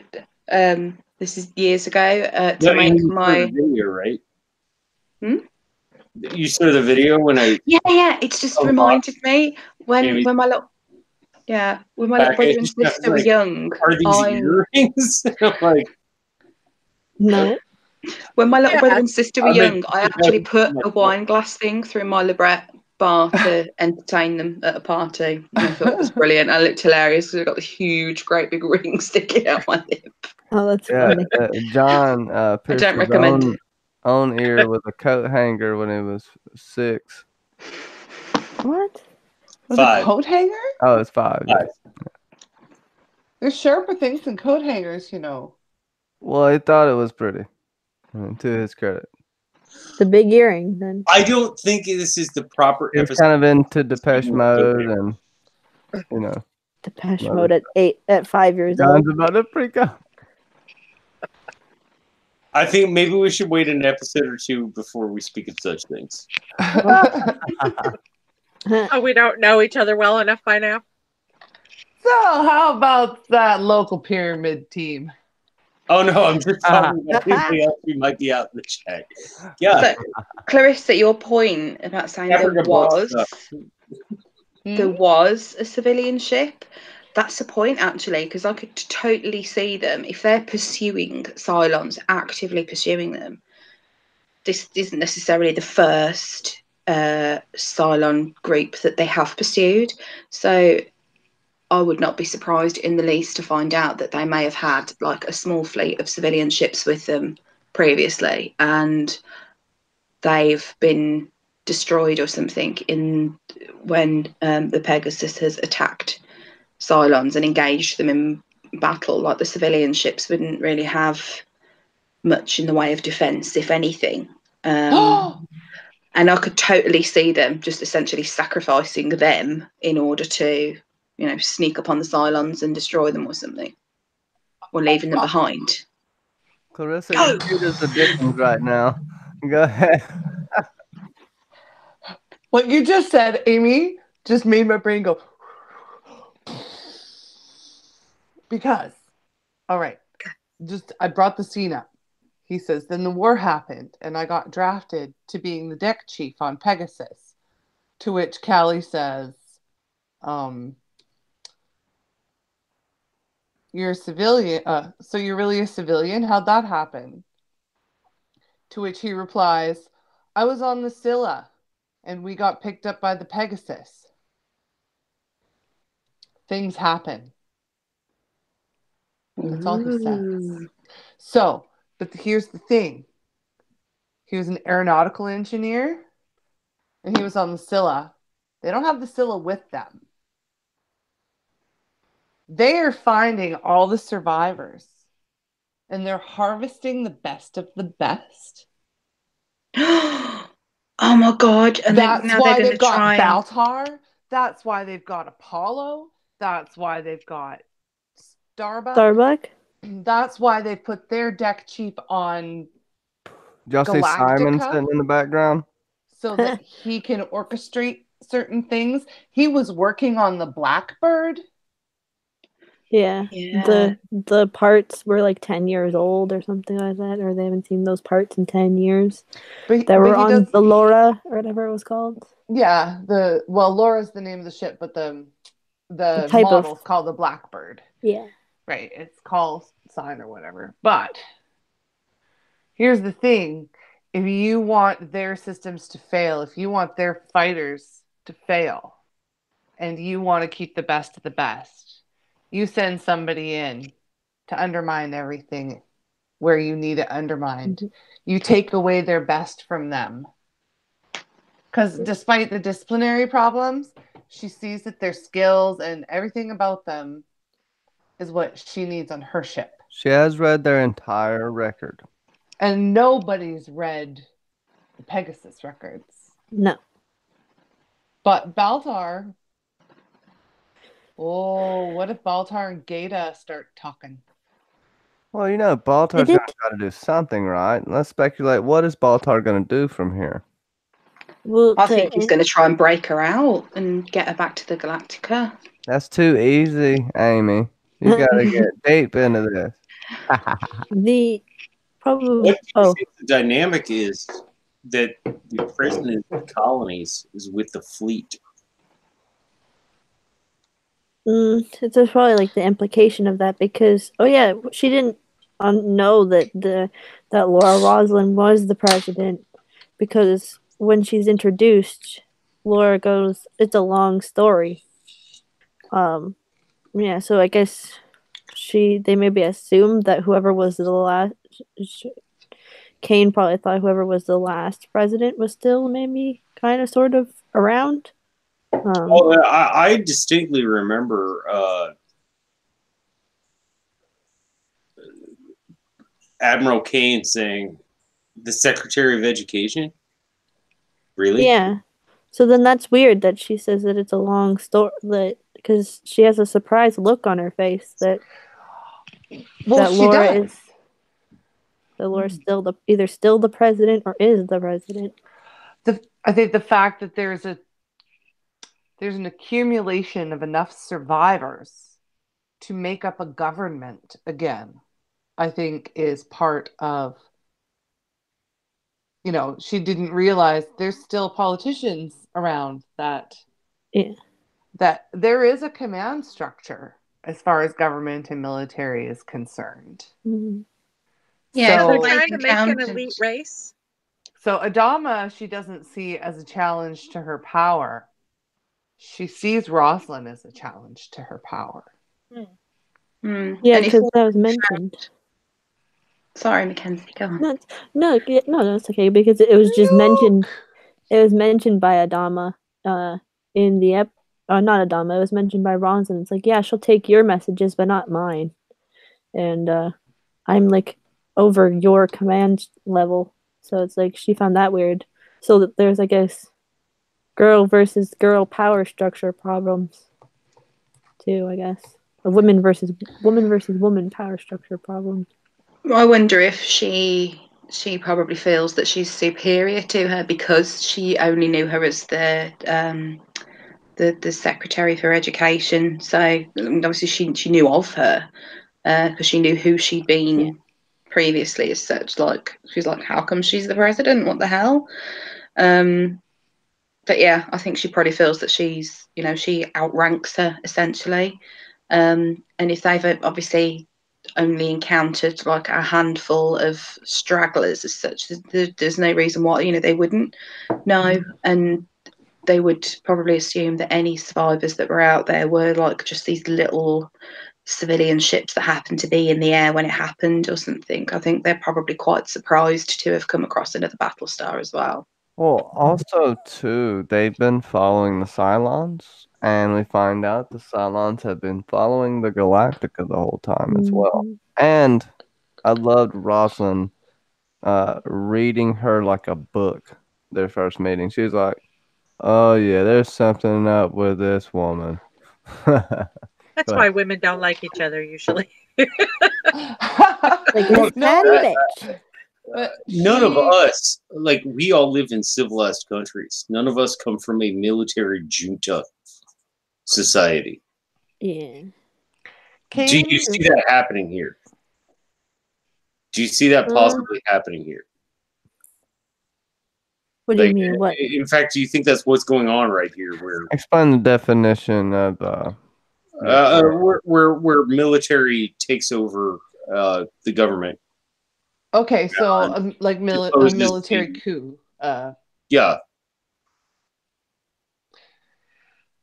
Thing is that I don't know that she's encountered enough civilian populations or power, like command structures or power structures, to have had to deal with it before so far. She's probably encountered a ship here, ship there, wherever. Yeah. And Well, but also it makes one beg, what is Admiral Kane's character? well, because- first of all, her name is Cain. If that isn't biblical reference, I don't know what is. You know who you're talking to here, right? Exactly. But think Was about that the it. bad one? Yeah, Cain was the first to kill. Oh god, I actually wrote a paper on how Kane really wasn't that bad, but No, and John. Is he just a misunderstood Slytherin? God, The dog notes! mythically speaking, God left him alive to have his family and move on with his life. But That and- notably, To the Cain was mysterious- the okay, first I'm human not to going to kill. go off in this biblical diatribe. Abel Anybody was who the- wants to talk to me about this afterwards, I will be more than happy to. Yeah, and we can No, talk but about it's all the relevant to the Neanderthals. story. It's relevant to the story. The biblical reference. But you don't want my dissertation from. No. No, that's fine. We'll It's a just Spark keep it in the Note. context of Battlestar Galactica. No, I will they- put you on record and go to sleep and let you give your dissertation, and then I'll upload it to YouTube. Just do that. Out of interest, are they spelling her name that way? Her Yes. surname? Cain? Yeah. Right. I did not realise that because I don't get like subtitles or anything when I watch, so Right. I'd assumed it to be Kane. So No, it's that is very CAIN. interesting. And if you consider that, mythically speaking, that Cain was the first human to kill and Abel was the first human to die. Right? And they're brothers. So I'm thinking about the story of her XO. What was the XO called? Was That's that her interesting. Abel?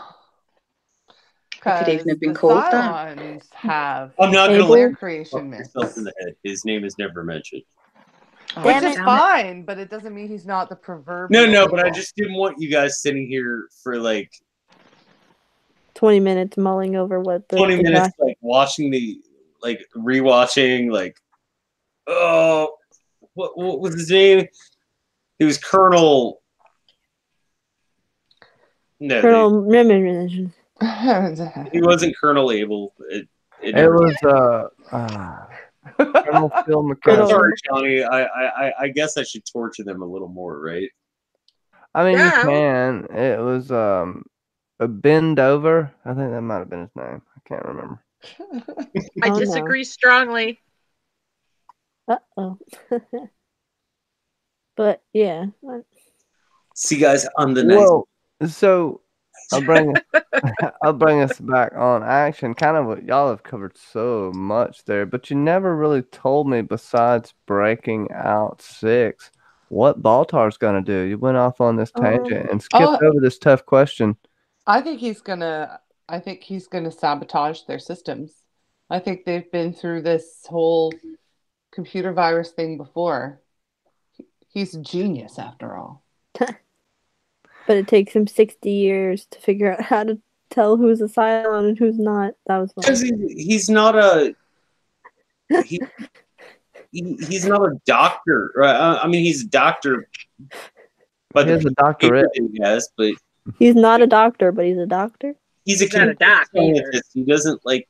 He has a PhD, is what you're saying. Yeah, he doesn't play with human bodies. It could Not be a doctor of vibrant. anything. He plays with Cylon bodies, not human There you bodies. go. He Um, does play with Cylon bodies. not everything. I mean, there's no doctorate and balloon blowing. There are Now, doctors there with is some a weird really shit, good though. dentist that just talks a bunch of shit in the fleet. I know that much. Yeah, Hey, no, my I think original he's- career plan was to be a doctor of shit that Greek dude said. What? That was my original Have a career. Latin philosophy. doctorate? Is that what you mean? Well, no, yeah, Shit, that Greek dude. A ancient Greek philosophical doctorate. ancient Greek literature. Like that was what I was originally in school for. That's funny. Hey, there's nothing better to throw your money away on. I had a maths teacher when I was in senior school who was a doctor of metals. Completely irrelevant to fucking maths, Was he really. an alchemist? No, he was really fucking weird anyway, but He was a closet alchemist then. Dude, you're sitting around with Francis fucking Bacon and you don't tell any of us? Like, really? But to the idea of breaking what Baltar can do with 6, I think with that 6, he'll have to establish at least one episode of trust with this one, because based on the fact it took her an entire monologue plus some to reach for an apple, she'll need a little, like at least an episode's worth of trust before she'll do anything with someone who resembles a human, especially if someone says that they're a doctor too, because based off of sort of real world things about this, like getting into touchy subject here, but based with like that, what she kind of went through, it's hard to trust people, especially because there's maybe someone who said that they were an important person to her, like if she was in a bridge type situation like Sharon was, and then stuff like what happens with Sharon happened repeatedly almost, so she'll have to, that the physical 6 will have to bond with Baltar, because I think the mental 6 is going to be on a vacation for next episode or something, or she'll appear for 5 minutes, and yeah. I think thought now he's it's got just- the real thing. Oh, go ahead. Let's take all of the 6 stuff aside. My one question that I have to ask for this episode of the panel. Let's take all the 6 stuff aside. Let's say that's all. None of that happened. Okay? I know that's a huge that none of that happened. Would you rather serve on the Pegasus or the Galactica? Galactica. Because Why is that even a question? The resort ship. Are you kidding? That's a rhetorical question. Yeah. I'm going That's, to the no, I'm pool. joking. Yeah, it's a rhetorical question. If you had a military job and you were trying to survive, would you rather serve on the Pegasus or the Galactica? The Galactica. The Galactica, they've survived so far, and they're part of a bigger fleet, and they're, they have more of a sort of family type feel to them. And plus, they don't have an insane admiral at the helm of their ship. Like, they just have Rosalind, who has failing health conditions, and a drug problem. It's a hard question too, because you got certain times at the Galactica you would have to look at and look back upon. It would have to be hindsight, and then I don't know if they know enough about Pegasus right now to make an informed decision. Next episode, or the episode That after. makes sense, John, because I know where you're going with this. And I know we're going to talk about it on the podcast, but Ask us again. they might need future. another episode to get there. Ask us Either again. way, I would not want to be on that other ship. For Pegasus? Yeah, Even I think if I was going to die on Galactica tomorrow because people aren't disciplined enough, I would not want to be on the other one. no. I don't need any more information. I made my choice. That's a good point. No, there's no right or wrong answer. I'm curious. I'm literally curious. They would beg way. to differ on that right or wrong answer, I think. There's no, like, unless until proven otherwise, Pegasus seems like the bad ship. or one of the bad ships. Pegasus kind of makes wherever it's Selleck, not Selleck, but like the brig, look like a decent place to hang out, almost. So that's even a better question. It's like, would you rather serve on the brig or would you rather serve on Pegasus? Pegasus has made it on their own, though. No, I know, but I'm just saying it's like just in general. Like, Does that you could change? argue that the Galactica has been hindered by the fleet. But have they made it on their own if they've been taking people from civilian ships? Yeah, they're bullying their way It's through. not that they've made it on their own, it's that they've made it by being self-serving rather than for the greater good. They're trying to, you know, they're trying to have surviving humanity be the best representations of humanity. It's a culling. It's a culling. yeah, almost like a slight cult too, almost. Do you think there will be Kool-Aid introduced in the next couple of episodes? Oh yeah. Oh, let's drink the Kool-Aid. I don't know. Kool-Aid implies that there will be people willing to drink it. Billy. That's different than somebody holding a gun to your head and saying, Or Billy. drink it. Billy may be tempted by some Kool-Aid. Who knows? Well, I mean, to that point, I'll kind of move us along just a little bit here. To everything that ends up leading to the end sequence, Adama is fed up. He wants his babies back, right? And we just have this basic standoff, and Adama sends the Marines out. They notice the Marines are coming.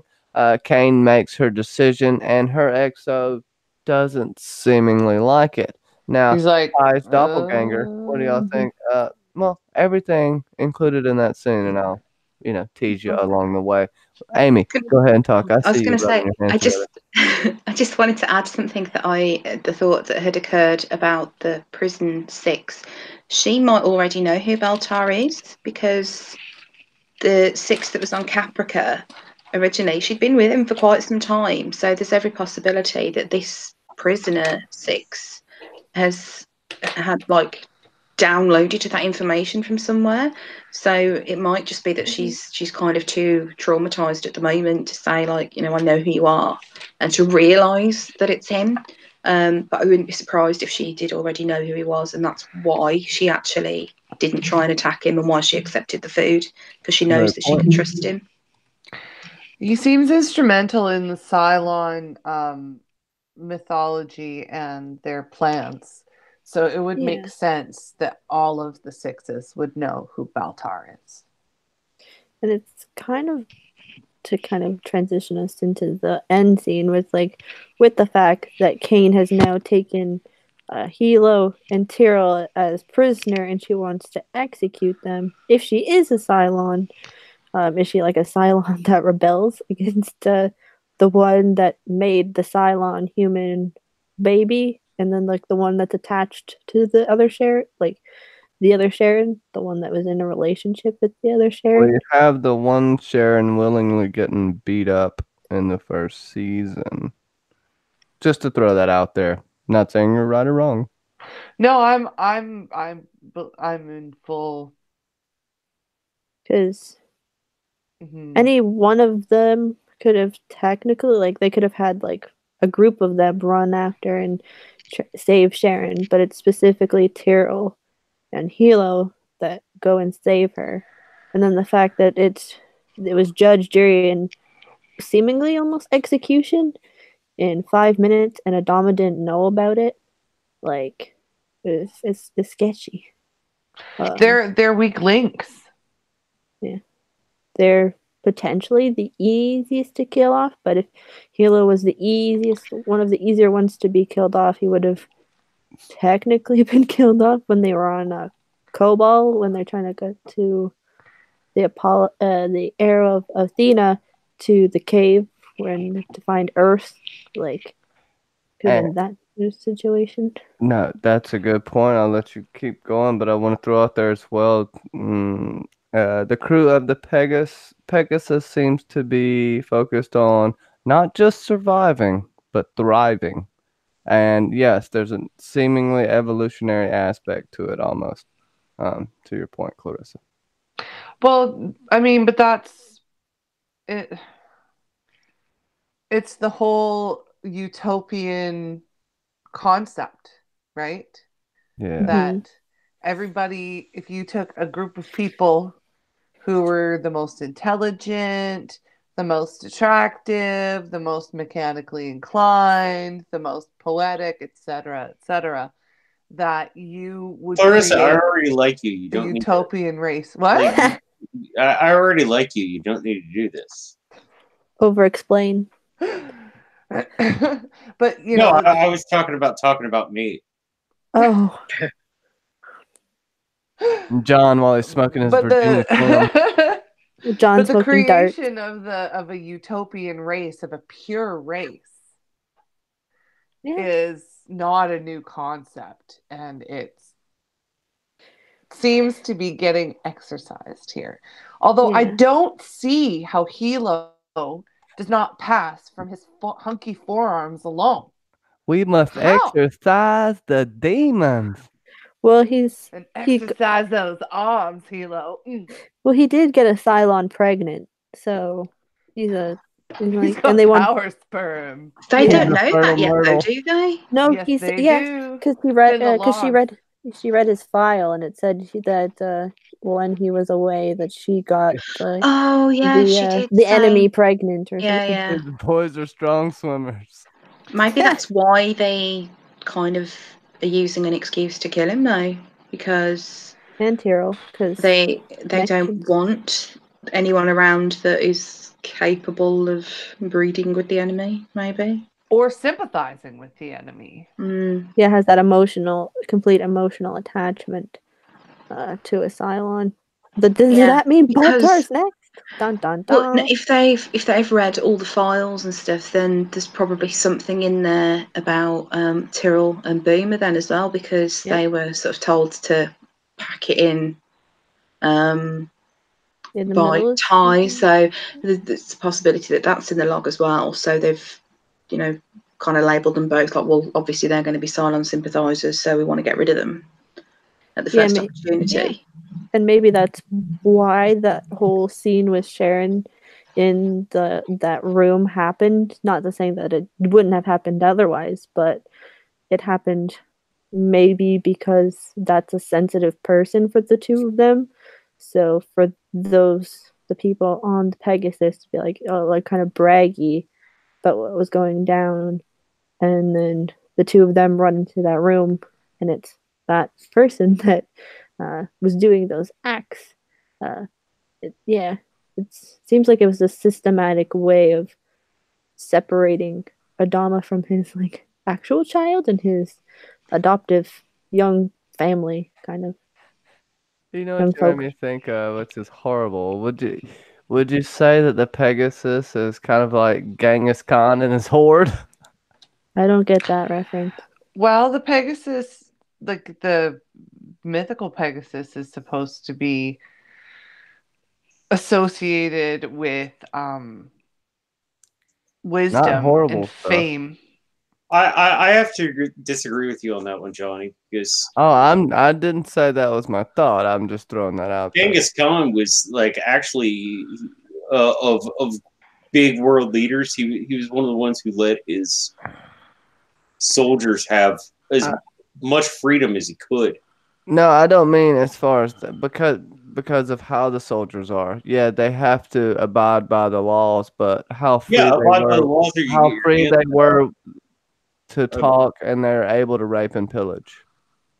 You know, they're the Ironborn mainstay, or a Viking, like a Viking horde. You could akin it to any conquering ancient tribe. Khal Drogo. The Dothraki? Yeah. I mean, that's a good comparison in a sense. You can say also the Ironborn in your face here, yeah. I think the crew of the Pegasus is significantly more disciplined than the Dothraki. So then the I bet Ironborn. they can't ride a horse that good. Yeah, I'd say Ironborn. I'd go because they're good at what ship making and rowing across seas. So yeah, there you go. I bet Kane has paid the iron price at least once. Yeah. You know? Okay, Paid the lead then. price to get the ship, so I mean. There you go. Okay. Do y'all have any more thoughts? Well, you know what? We'll get kind of into final thoughts because I like where we're going with this. So, just your final all thoughts of the episode and where is it going from here? And Bobby, go ahead and say a little spiel. I don't. It doesn't even matter. Just make fun of me if you want to. And wait, I do want to point out, Amy, you yelled at your television, right? I did. Like, no. She said, "Bastard." Yeah, I actually did. I hadn't realised like how far along we were in the episode, so I didn't realise that we were close to the end of the episode because I pause a lot so that I can make notes. So I kind of, even if I look at the clock, I'm not sure like how much of the show I've watched. And when that looking to be continued, I literally got my notepad like this. I slammed my pen down and went, "Bastard!" And Ben was sitting next to me watching, and he was just pissing himself laughing. And he was like, "Didn't you realise it had nearly finished?" I was like, "No, they didn't warn us it was going to be another to be continued. Why didn't they tell us? Fucking I was so annoyed. Why do they keep doing this? Didn't it, John? Didn't you say that when they aired this that they didn't play the conclusion of this episode for 4 months? I was going to save my story for last, but Yeah, okay. So I anyone who follows our channel knows that I watched this like when it was on air, and I knew that 2.5. I knew there was going to be a 4-month break, and so my roommate and I, David Beaver, by the way, one of the most prestigious chefs in Cincinnati. Hi, David. At the time, we were young and just drunk all the time. As you But do. we scheduled our lives. Like, we scheduled Friday nights off so that we could watch Battlestar. Which, by the way, for anyone who watches this channel, thank you so much for spending your Friday night with us, because I know what it's like to take your Friday night and like come hang out with us. Because, I mean, we're a ragtag motley crew, but we're kind of fun, I think. Yeah. But no, so Dave and I are sitting next to each other and we're watching, and it ends, and we're just sitting there and the credits go in. And we both know it's going to be 4 months before the next episode starts. And we're just sitting there for like a minute. And then you have the Ron and Dave. I think Ron kills Dave in this one. Am I right, Johnny? Yeah, it says you might be right back. Yeah, and so we're just sitting here for like a minute. And then, like, you cannot script this shit.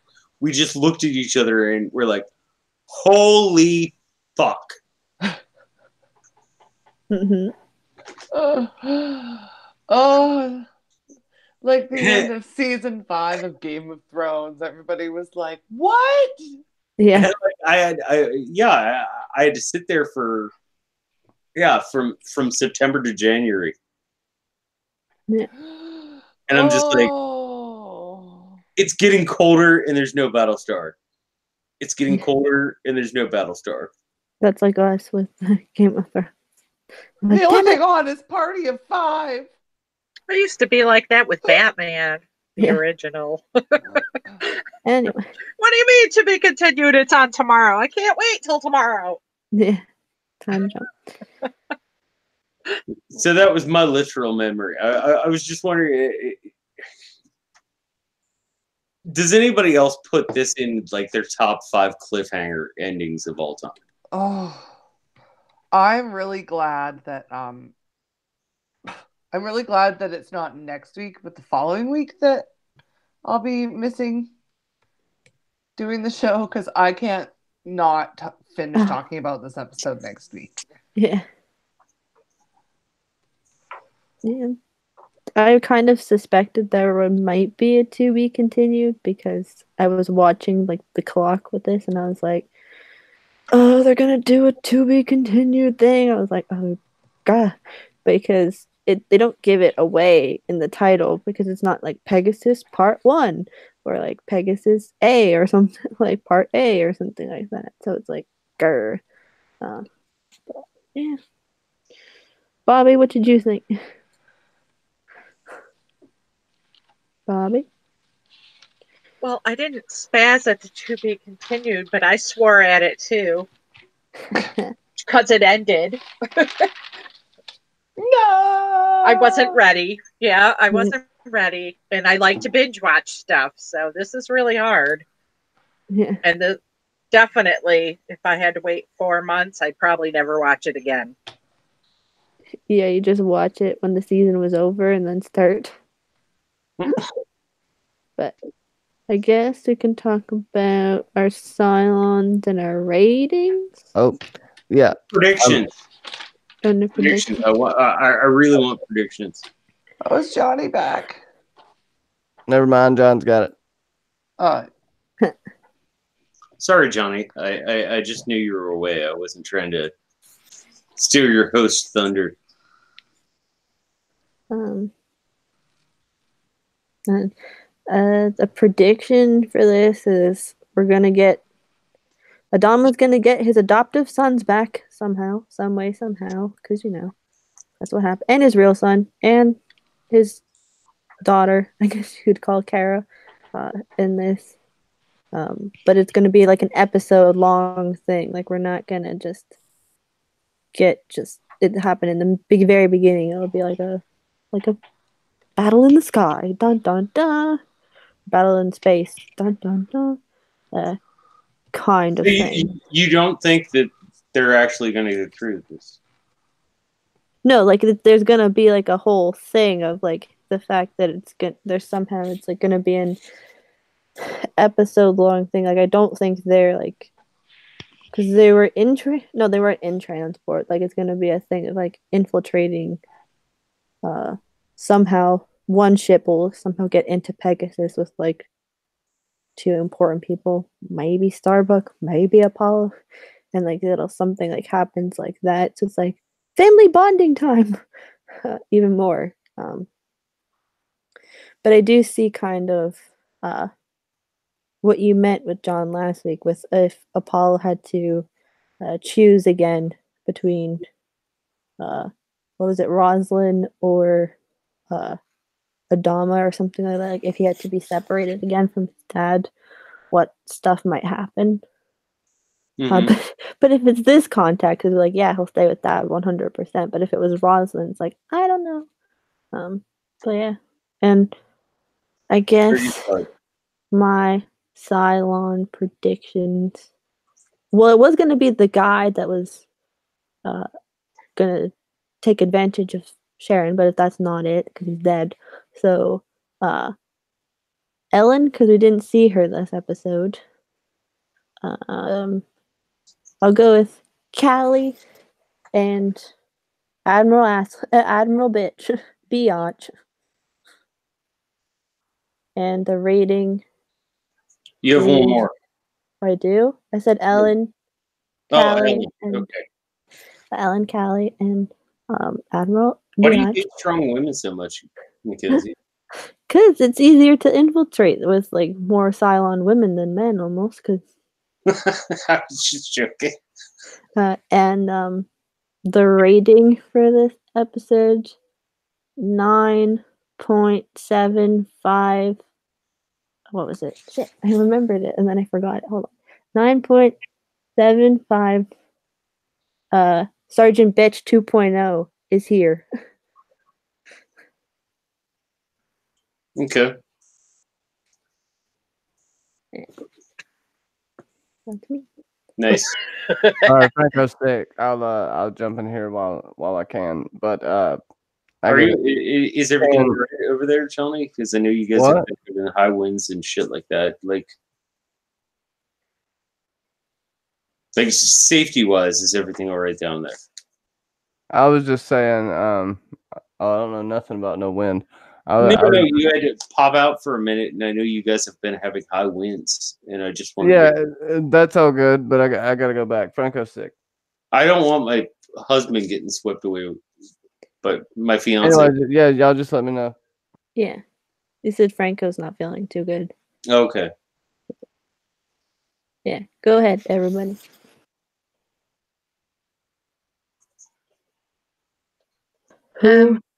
My predictions for next week. I think that there will be something that saves Hilo and Tyrrell at the last minute. I'm not sure what.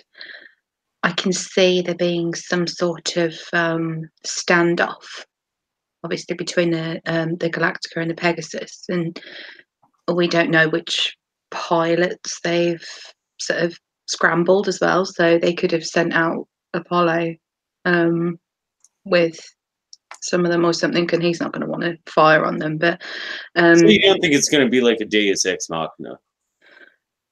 I think I can see it being more of a sort of negotiation, Okay. like a trade. So the Galactica will agree to trade something or someone for Hilo and Tyrrell being given back. It could be like they give them the Blackbird or some resources, something. I think they'll find a way to get them back and avoid them trying to essentially like destroy each other's ships. I can't see them actually getting to the point of shots fired. I think they'll do something before that. If it goes on to a part 3, I will cry. That's not a prediction, that's a certainty. Me too. And, yeah. My Cylons are going to be the same as they have been for the past couple of weeks. I haven't changed my mind about any of them. And Sorry, I write this down every week. And okay. you know how much of a mess my notebooks are. By the way, if you win a lunchbox, you may just get a page of John's random notes, which aren't just for Cylon John's. Like, it's all over the place. It's my own channel. It's you'll just get a page of like random words written down on paper. It makes sense to me. It doesn't make sense to anybody else. Can you autograph them? Sure. Okay. My rating as well. My rating for this episode, something that nobody picked up on. I give this episode 9.5 Baltar's velvet trousers, because that was some fucking fearsome choice of clothing. So that's my rating. I did like his velvet trousers, but and I'm sorry, I know you say them pretty much every week. Who are your 3 Cylons? My Cylons are Ellen, Tyrrell, and Anders. We haven't seen Anders for like 5 episodes. Well, so he hasn't had the opportunity to redeem himself and change my mind. Okay. I mean, or show himself as great. Maybe Cylons are great and humans are awful. Humans are awful. That is true. Just throwing that out there. And Anders does have some nice fucking biceps. Yeah.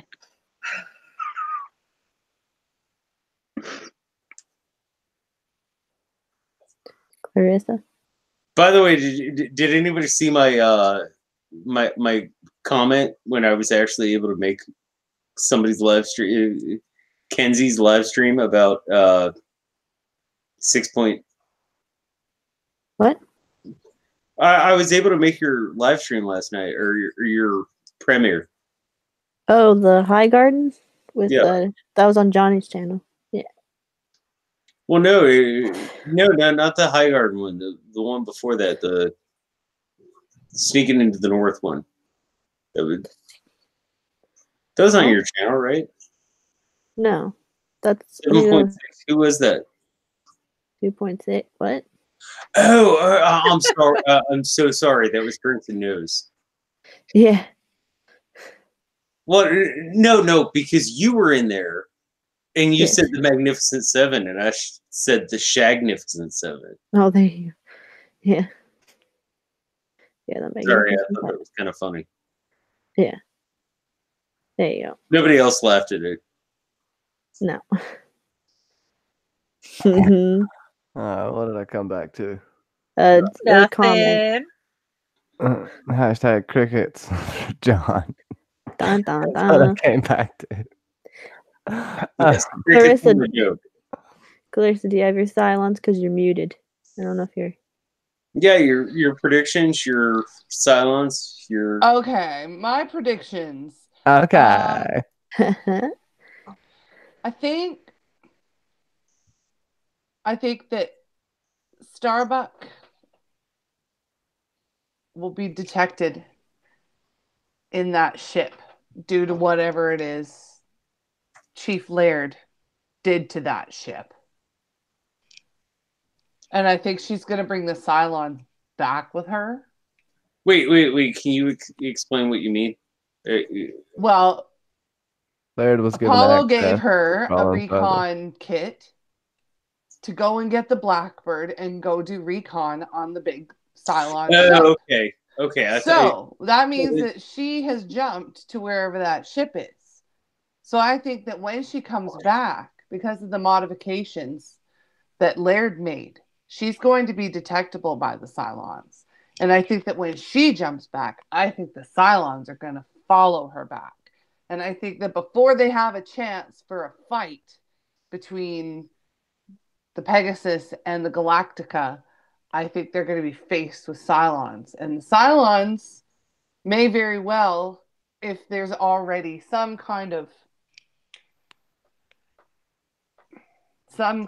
virus infecting their ship, like they're going to go for the weakest ship. And I think any survivors are going to end up on the Galactica. That's my prediction. So you think the Cylon smoke detector is going to go off on their end? I think that the Cylon I think the Cylons are going to see a little beacon when Starbuck. Yeah. Hmm? No, I'm following your reasoning entirely. Right. I think You're like, right, yeah. I watched so much right. sci-fi. I know what's gonna happen. Like, so just shut up, John. I've seen every episode of every amalgamation of Star Trek like 9 times. So just shut up, John. I know what's gonna happen. Hey, it is Ensign Ro Laren. She did let Captain Picard down when she. He's just trying to throw you off the trail. No. She left for the Maquis. She's a traitor. She always plays a traitor.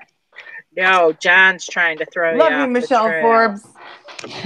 Did you pick my Cylons? Cylons? Oh yeah. My Cylons are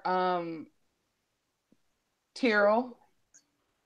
Because the way he threw that guy against the bulkhead, like that was some power. And he's not as meaty a guy as like Hilo. I mean, he was enraged, but that was some force.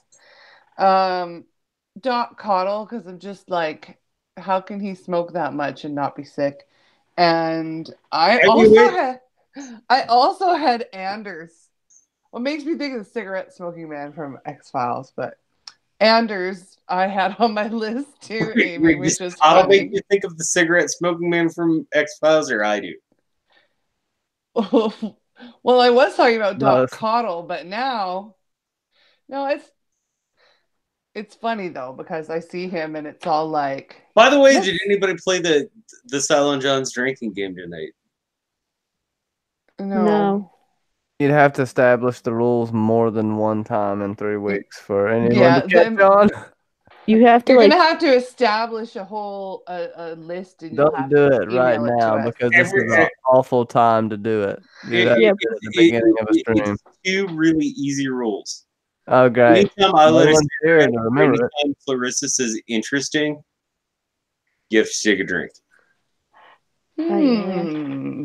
Intriguing. Dun dun dun. And for my score, I don't even think that was the game. I swear to God, you said something completely different when you announced the game the other day. I'm gonna have to go back and look. Now you got my mind fracked, bro. And my rating for this episode is 9 out of 10 apple slices. It was peach slices, but then I looked back and you guys are right, it's an apple. So 9 out of 10 apple slices. Because I didn't go any higher than a 9 because it's to be continued, damn it. Yeah, I'm terribly sorry. You got me derailed. I'm blaming it all on you. Yeah, that's fine. Zero Coddle, and who was your third? Anders. I also had Anders on my list, which is funny. Because, you know. What did you say? Just always think of the X as a Cylon. You're obsessed with biceps, but you think anyone with good biceps is a Cylon. No. Helo's got the forearms, yo. Like Popeye, yo. Yeah, get it right. Doot. Even with that bad scene, it's getting high ratings. Interesting. What bad scene? The race scene. The graphics scene? Oh, that's yeah, I wouldn't give it a bad rating based on that because it's still very powerful. And incredibly acted. Yeah. So well acted. And actually, I think they did deal with it quite sensitively. Yeah. You know, we watch Game of Thrones? No, actually, this is normally the type of shit we go into on Mondays. But this show was more well reviewed by women than men. Interesting. Everyone have a drink.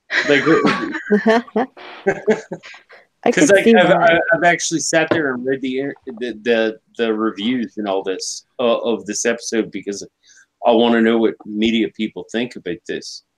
And women ranked this episode very highly on their lists of best episodes of the show. Yeah, I could see that because of the accurate but not so triggering portrayal of those two specific scenes, so we don't have to rehash again. But I think the fact that so many other people were disgusted by it and what they were saying, and that you had people actively trying to save her from it, and the fact that the perpetrator got his comeuppance very, very quickly, I think all those things make it a lot less upsetting, I think. Yeah, it's the correct term. You the comeuppance, I think, has a hell of a factor in that. Yeah, and I think Hilo, it's true. And Hilo's forearms. Bobby. Yep. Bobby, what did you think about the episode Rear Rating in your Cylon? Let's see. Well, first of all, I think Adama is going to show why he is the captain of a ship. Yeah. I think he's going to do some awesome stuff. And I think Starbucks going to bring in the cat, which probably has a few names to it. Nice. Like the rest of her crew. And they're all going home. Maybe with another Cylon. Maybe not. I think it was a really good episode. Huh? 15 minutes ago, she sure did. I just fell in love with you a little bit. Let's see. Let's see. I think it's a 9.5 episode, even though the last two-parter I gave it a really low thing. This one was really good, and it really makes me want to see the next one. So I'll go to 9.5. I don't know. I can't think. But my Cylons are not changing. So it's Cammy. Cammy, Callie, It says he writes them down, but he still has to ask you. and Billy.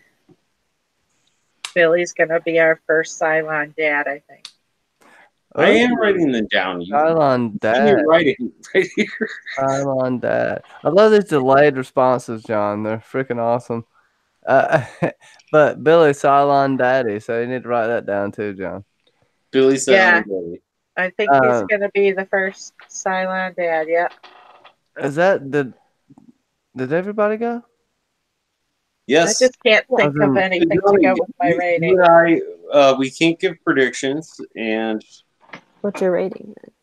Oh, I gave my rating, but y'all. What's your rating on this, John? I know Give me a second. I gave it just a second ago, but I guess nobody heard me. Hold Well, I on. took my. I gave a 10. I have another prediction to add when you've done your ratings as well. Okay. Oh, I don't know why you're waiting on me. I thought you were going to give your rating. I have to go back to it. Remember what I said. Yeah.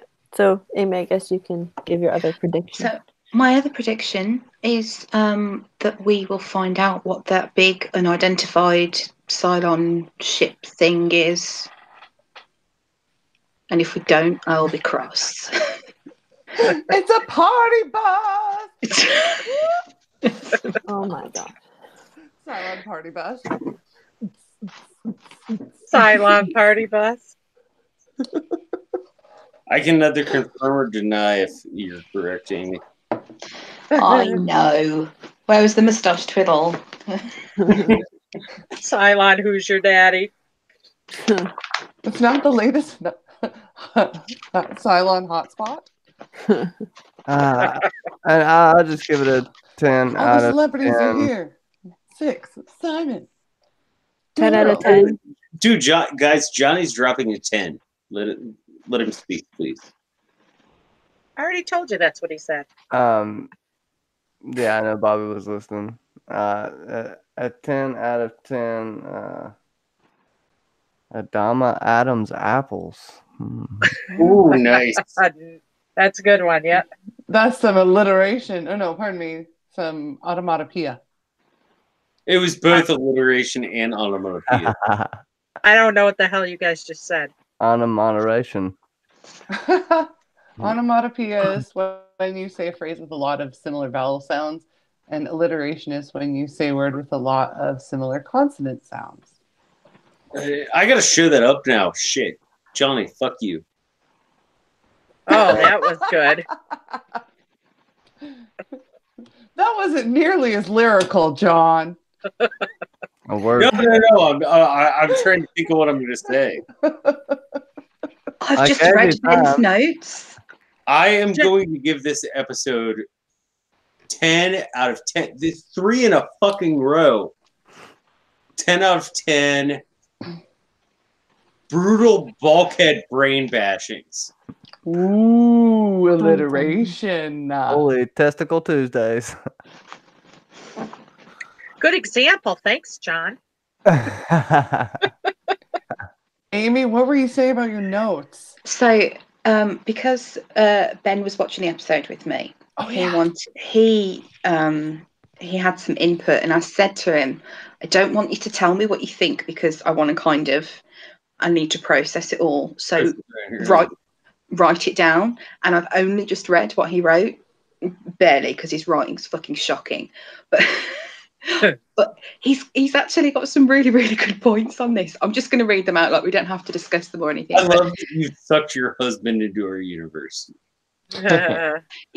He kind of sat down next to me, and I was like, "What are you going to do?" And he's like, "I don't know yet." And obviously, I started the episode, and then he was still there 10 minutes later, and I was like, "You've been sucked in, haven't you?" And he's just like, "Yeah, I have." Good show. I was like, "But you can't discuss this episode with me because I need to like have just my thoughts, and then we'll do it afterwards." So his notes are: how did the Pegasus survive the attack at the dock? How did they lose 700 men and not sustain any ship damage? Why is Kane so focused on the mystery ship? Something that none of us clicked, when they were talking about sending the combined force against the Cylons. He said sending a combined strike force is tactically bad, potential to leave the fleet undefended or seriously diminished defence if it doesn't work. Bloody good point. Nice. He thinks that Starbuck's going to discover something like revelationary about the ship, or she's going to get shot down or caught. It's possible that it's a trap, and Kane and the Pegasus are working for the Cylons, and they're going to be bringing along the Galactica so that it can be destroyed by them working together. Wants to know why there were no Galactic officers with the Pegasus team when they went to see Sharon in the brig. It was just them. No Galactica crew were there with them. It's obvious that Kane and the crew see the Cylons as things. And finally, there's no not any physical evidence of the attempted rape of Sharon. And why was Kane okay with this? Does she know? Gets the impression that when the interrogator was briefed, that she would have commented by any means necessary. So yeah, it brings up some very good points. Amy, your husband is being drafted to my team. I do want to tell Ben say he is that now on Team John officially. I'll get him to watch. I'll get him to watch the last little bit or something tomorrow, or today actually. But I do. Go ahead, Johnny. No, go ahead. Go ahead. I was just Ben's prediction about Starbuck getting caught. When Starbuck was interrogating Leoben, didn't he say that their roles were reversed? Oh, that's a good one. I like it. So, Ben, you got my brain fiercely running. This is why I didn't want him to tell me in advance, because we'd be here all night. I'm not even talking about what Ben said. I'm talking about the way Ben thinks. I want Ben on my crew. Ben is an honorary Cylon John, because we have honorary Cylon Jills. So there we go. Okay. Like I just want Ben on my crew because I'd hire that dude. Good. Well, he's an engineer as well, he's very useful. Yeah. Who needs Laird? We've got Ben. Except it'd be ridiculous because I'm far more Ty and he's far more Adama. Someone in their family's got to get some sleep. They're not vampires, John, says Julianne. I love it. That's fine. We'll send the kids to have a sleepover, and I'll coerce them into joining us on a live at some point. That would be fun. I think maybe in May we should send your kids away for the night, and we should do Cylon party together. Mm-hmm. We'll have a Cylon party, a Cylon three-way. That's how nanolons get spread. Take it out. Dude, don't even ask me about nanolons. Oh no. You saw the public service message that the other number 7 put up the other day. I can't spread the slow clap to Canada. Oh, have you met the other number 7? Yeah, he totally spread the slow clap. He spread the slow clap everywhere. It's in Mexico. It's fucking everywhere. They're like, oh, leather jacket, hot hair. Dear. anybody watching that knows what we're talking about? I never Slow know clap. what you guys are talking about, and now I know why. Because we're ridiculous, that's why. That's what we do. I had to ask Julianne, what the hell are they a lot of us? It's the Cylon STD. Yeah, well, that's totally not what I was thinking. I was thinking, maybe a little computer No, Bobby, it's a thing. Cylon STD. Okay, it's a real thing. It Side happens. effects include glowing red spines. It happens. You have to deal with it. It's very uncomfortable. See, John knows. Okay, is it bedtime yet? Yeah. Yeah, I think we covered it. Yeah. So you Like can. we've covered so much of this episode, but there's so much of this episode that we did not cover. That's But what yes, Monday's for. This needs to end. You can find me on my channel. You can find me here. You can find me on Johnny's channel. And you can find me on AU's channel around 11 a.m. Eastern Standard Time tomorrow. Talking about Game of Thrones. That's my... and you can follow me on Twitter, Instagram, Facebook, wherever. My normal spiel and a half. And it was awesome to talk this episode. I threw music at people. Throw it right back. And American Gods. The lovely Amy True and I are now discussing every Wednesday, which is a fortuitous day, discussing American Gods. Which I will let Amy elaborate on a little bit more. Okay. Sorry, I did not mean to cut you off. We had that long silent pause, and then I was just like, okay, I'll talk. Anyway. Yeah, American Gods Season 2 started last weekend, so we're just kind of talking about it on Wednesdays, and it's not spoiler free. So if you don't want any spoilers from the books, you might want to cover your ears if you come and join us. Believe. Yeah, go check it out. Definitely handmade by Bobby. And everyone wish Franco well in the chat. Yeah, Franco. Is he all right? Better. With that, though, I've shouted out everyone tonight who's popped in, and you know who you are. Y'all are awesome. Next week, we'll be announcing another giveaway. Oh, I didn't say that. We're not giving anything away. My bad. You can't have anything. But we may let you shake our hand at Con of Thrones. I don't know. I wouldn't. Mm-hmm. You want to give a unified "so say we all" or else I'll, execute the XO. All right. So say we all. Bye, everyone. Bye, guys. Night, everyone.